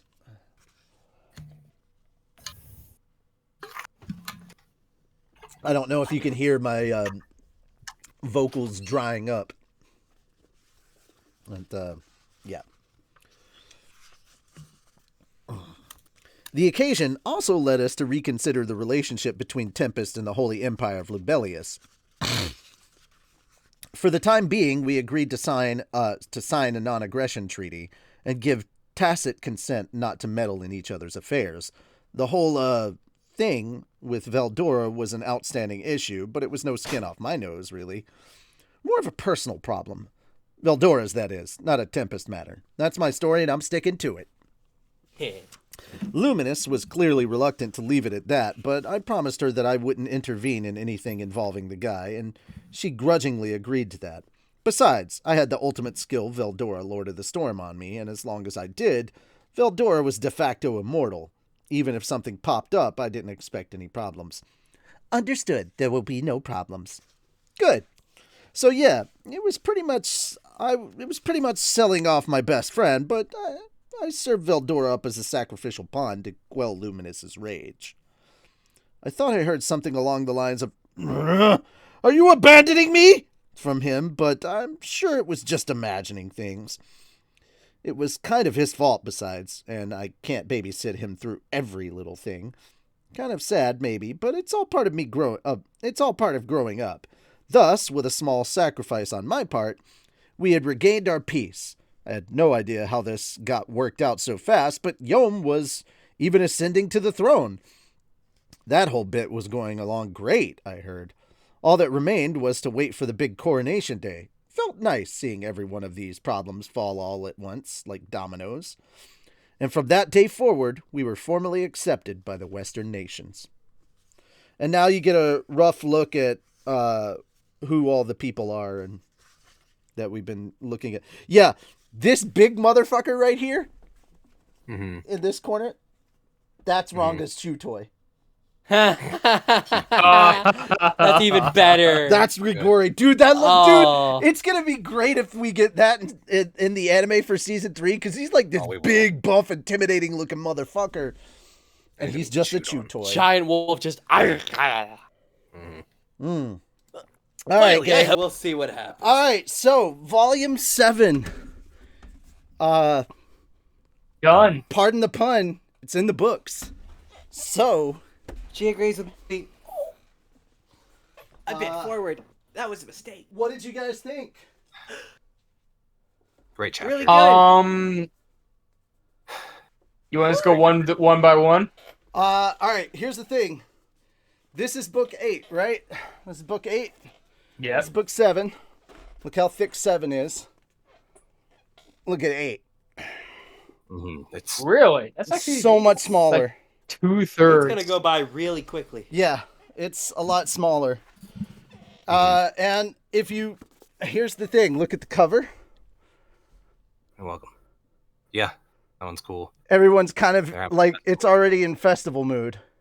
Woo! Yeah. See, look what. Oh, this is the festival book. Yeah, I told you it starts off kind of after that. Yeah, this is gonna be fun. So, Happy, silly, fun times. So we've got that going on. It's going to be a good amount of fun. Oh, let's see. All right. So if you want to get a little bit of a sneak peek at the aftermath, there's Hinata and Luminous and all the Crusaders hanging out with the Oni and all that stuff. I love that one got into an arm wrestling match with Shion. It's great. I was too busy looking at Shion's tits. Sorry. So What this else was going on there? And then Fair. we have this adorableness. That's nice. Remember the fox? fox and You Ron- remember oh, the yeah. fox that got Oh saved? yeah. Yeah. It's now finally fully awake. Good. Cool. But yeah. All right. So what'd you guys think of this chapter? A lot went on, right? Yeah. How The very action how scenes were very very well described. I was about to say how very Soe of you, Shim. You were like, good. Like, Yeah. just get it all down into one word if possible. Good. Mm-hmm. Anybody else got some thoughts? That's blunt. It was pretty Good. cool shit. I mean, we did do commentary on it, but like all the Diablo stuff, the was- That was Oh, fun yeah. voice. I really Throughout like this that. whole book, Could I- it could was I- just a lot of fun going back and forth between like the different viewpoints. Because we're seeing Rimuru first getting all ready for this big fight, and then suddenly Hinata, and it's like, man, we gotta Travel all this way. This is gonna suck. and then they I get to did- that I one did- spot oh. where they're just like, this is amazing. Look at this amazing ramen. It tastes so good. And then insert me trying to recreate Food Wars. Mm-hmm. Sonic, go ahead. I was like, well, I guess it must have been an amazing chapter that I didn't get to read. No, he's covering the That whole being book. said, yeah. That being, I meant for this chapter specifically. Mhm. Gotcha. Yeah. Okay. That being said, it's actually kind of fun to see Raphael kind of be like more like human, like as I did manage to read in the book, where it's just like got my own secret little things going on that I'm gonna like, and just kind of like Riro's just be like, all right, what can and can you not do? You need to like be more clear with me on these things. It's kind of funny to see that. And then seeing Diablo, I feel like I don't know if anyone saw what I put in the chat there, but it's like he's kind of just Cell to me in a way. He's just like, what if Cell was like had someone who kind of reined him in, and he was in a butler suit, more or less. Okay. Mm. The epilogue of Volume 8 begins on 285. Mm. There are 4 chapters, a prologue and an epilogue in this book. Status It's report is the prologue is 9 pages. Chapter 1 goes from page 13 to page 78 or 79 because that's when chapter 2 hits. So we could probably make it through the prologue in chapter 1 in our next reading. Yeah. Hold on one second. Gotta mute myself real quick. No, you're fine. Chapter 2 seems like the big chapter, but chapter 3 goes from 147 to 209, so I think we can do that. And then chapter 4 is 209 to 281, so that one may have to get broken in two. I don't know. But it's not going to take us long to get through 8. I mean, this one ran for it. Here's the thing, guys. We're going to pass the manga pretty quick. Because the manga's After monthly. this one? Because the manga is monthly, and literally chapter 1, when we finish chapter 1, that's kind of where the manga ends at the moment. That's the most recent chapter of the manga. So if you're going by the manga, we're about 2 chapters behind the manga right now. So Oh wow! yeah, we're not that far. Not that far at all. It's pretty good stuff. So yeah. Let's see. Yeah, reconciliation and agreement. And then chapter 2 is where all the big stuff begins. We get the invitees, the preparations, the audiences, and then the final briefing. And that's when we move on to volume 9, which is where kind of we go from the prep to the actual festival going underway. I was gonna ask, like, is this the festival yet? More or less. It's prep for the festival, honestly. And Oh, okay. the funny thing about the prep for the festival is how many people and how much cool shit. Like, you're thinking, oh, cool, we're going to build a festival. There's a lot more to it than that. And I'd imagine. it's all stuff that's going to make you smile. So, yeah. 8 I want to see more of Luminous and Hinata here as well. I do like the little banter between her and Veldora. We can And the new one with Hinata and Rimuru now. We can probably get this book done in probably about 6 weeks. We can do it. At max 6 weeks. So, because some of those chapters, if we break 2 of those chapters may be broken into 2. But I mean, if we buckle down like we did today, we can probably get those chapters done in one, because we ate through a lot, but it also took us a little bit of We also time. won that over. Yeah. But a lot of these chapters are also pretty short, and we'll easily get through them in a 2-hour session.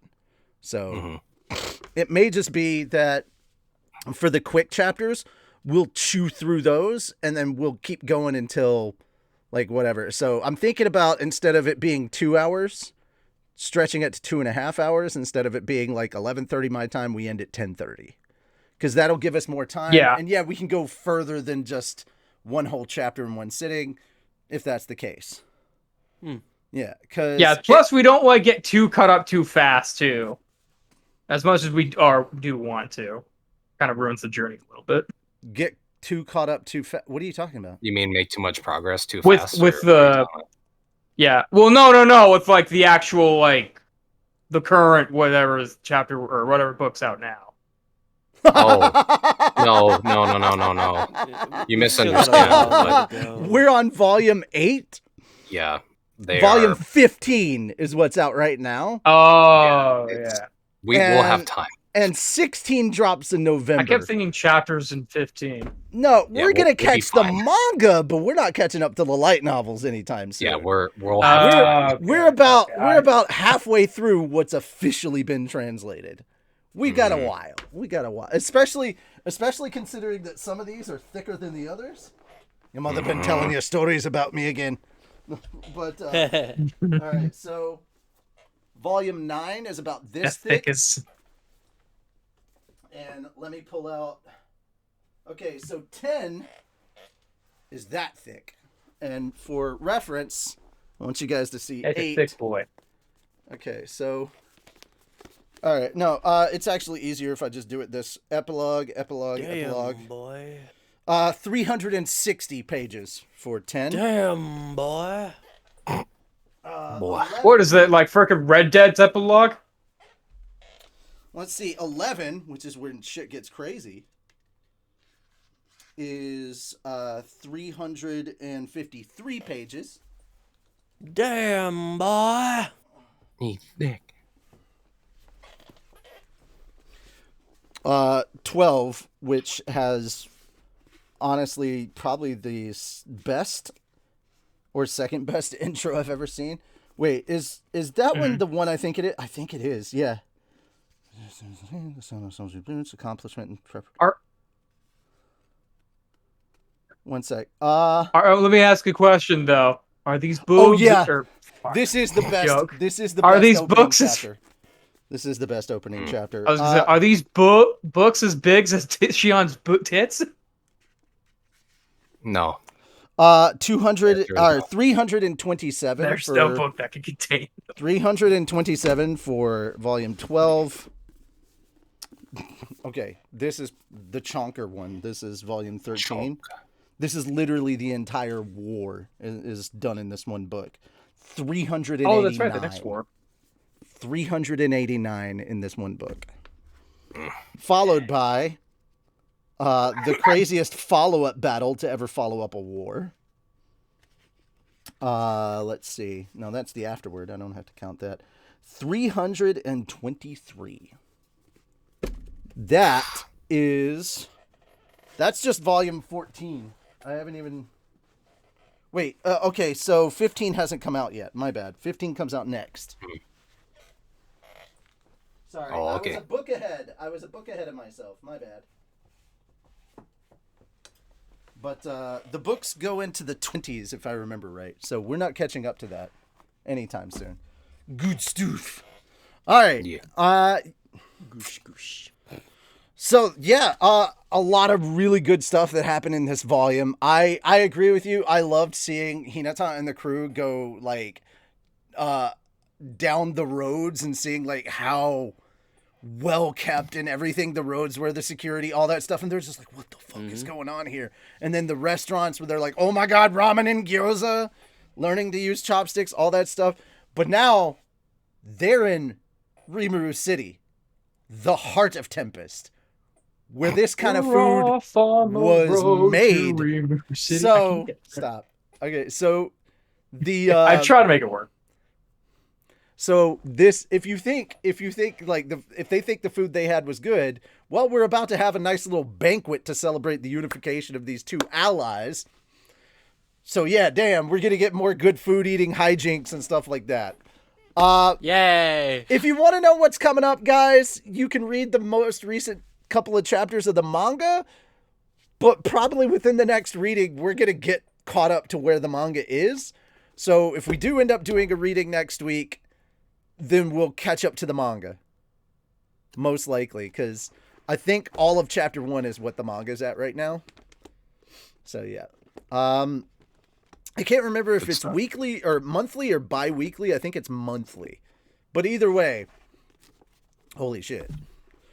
So yeah, that's basically everything as for what to look forward to. Guys, I'll let you know as soon as I can if we're doing a reading next week or not. It just kind of depends on my folks and what all we're doing there. I know that Sunday, I'm absolutely taking Sunday off. But Monday I may come back. I can't do a lot of running back and forth. So that's the one thing. It's fine. If I can't stay in Nashville, I'm coming back home. And my parents are going to have to come visit me.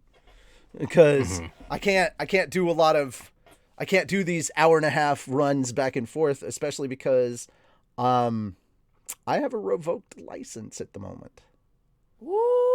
Oh, Yeah, so I don't want to get into trouble.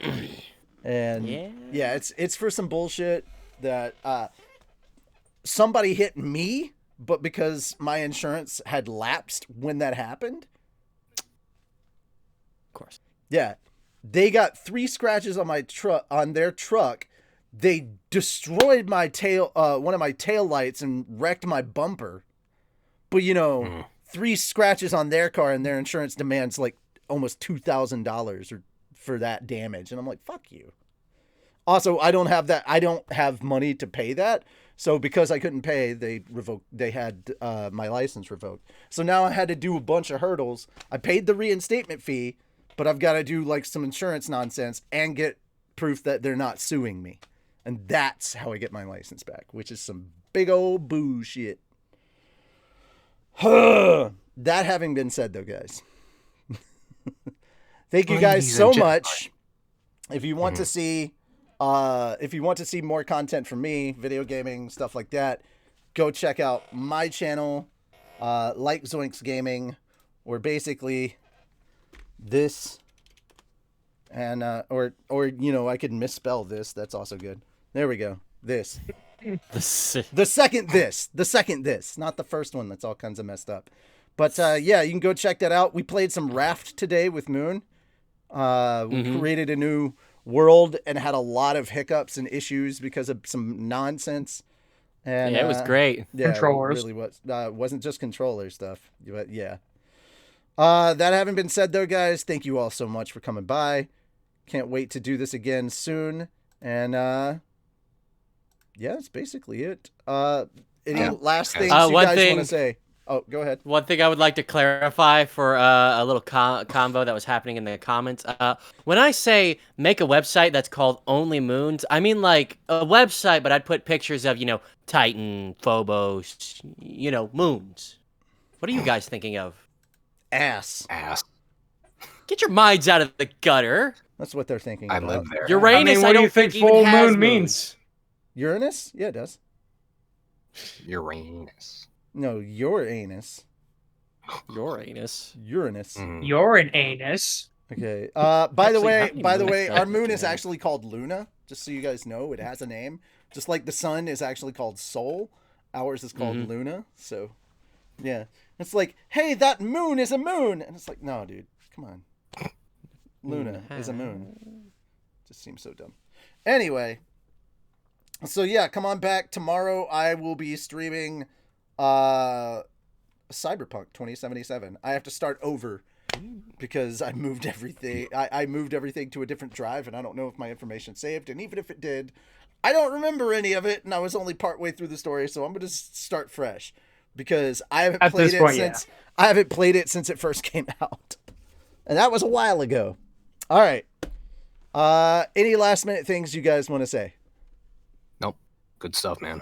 All right. Thanks for coming, you guys. So long, farewell, auf Wiedersehen, adieu. Mm-hmm. That. That's all I got. Mm-hmm. Same here. But Sound thank of you. music? No I'm very one tired. flees like Gaston.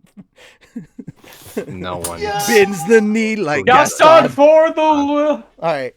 So No, that No, we having gotta been end said, on that. Yeah. that having been Yeah. that having been said, guys, We got that having been said, we got me to read. Oh, sorry.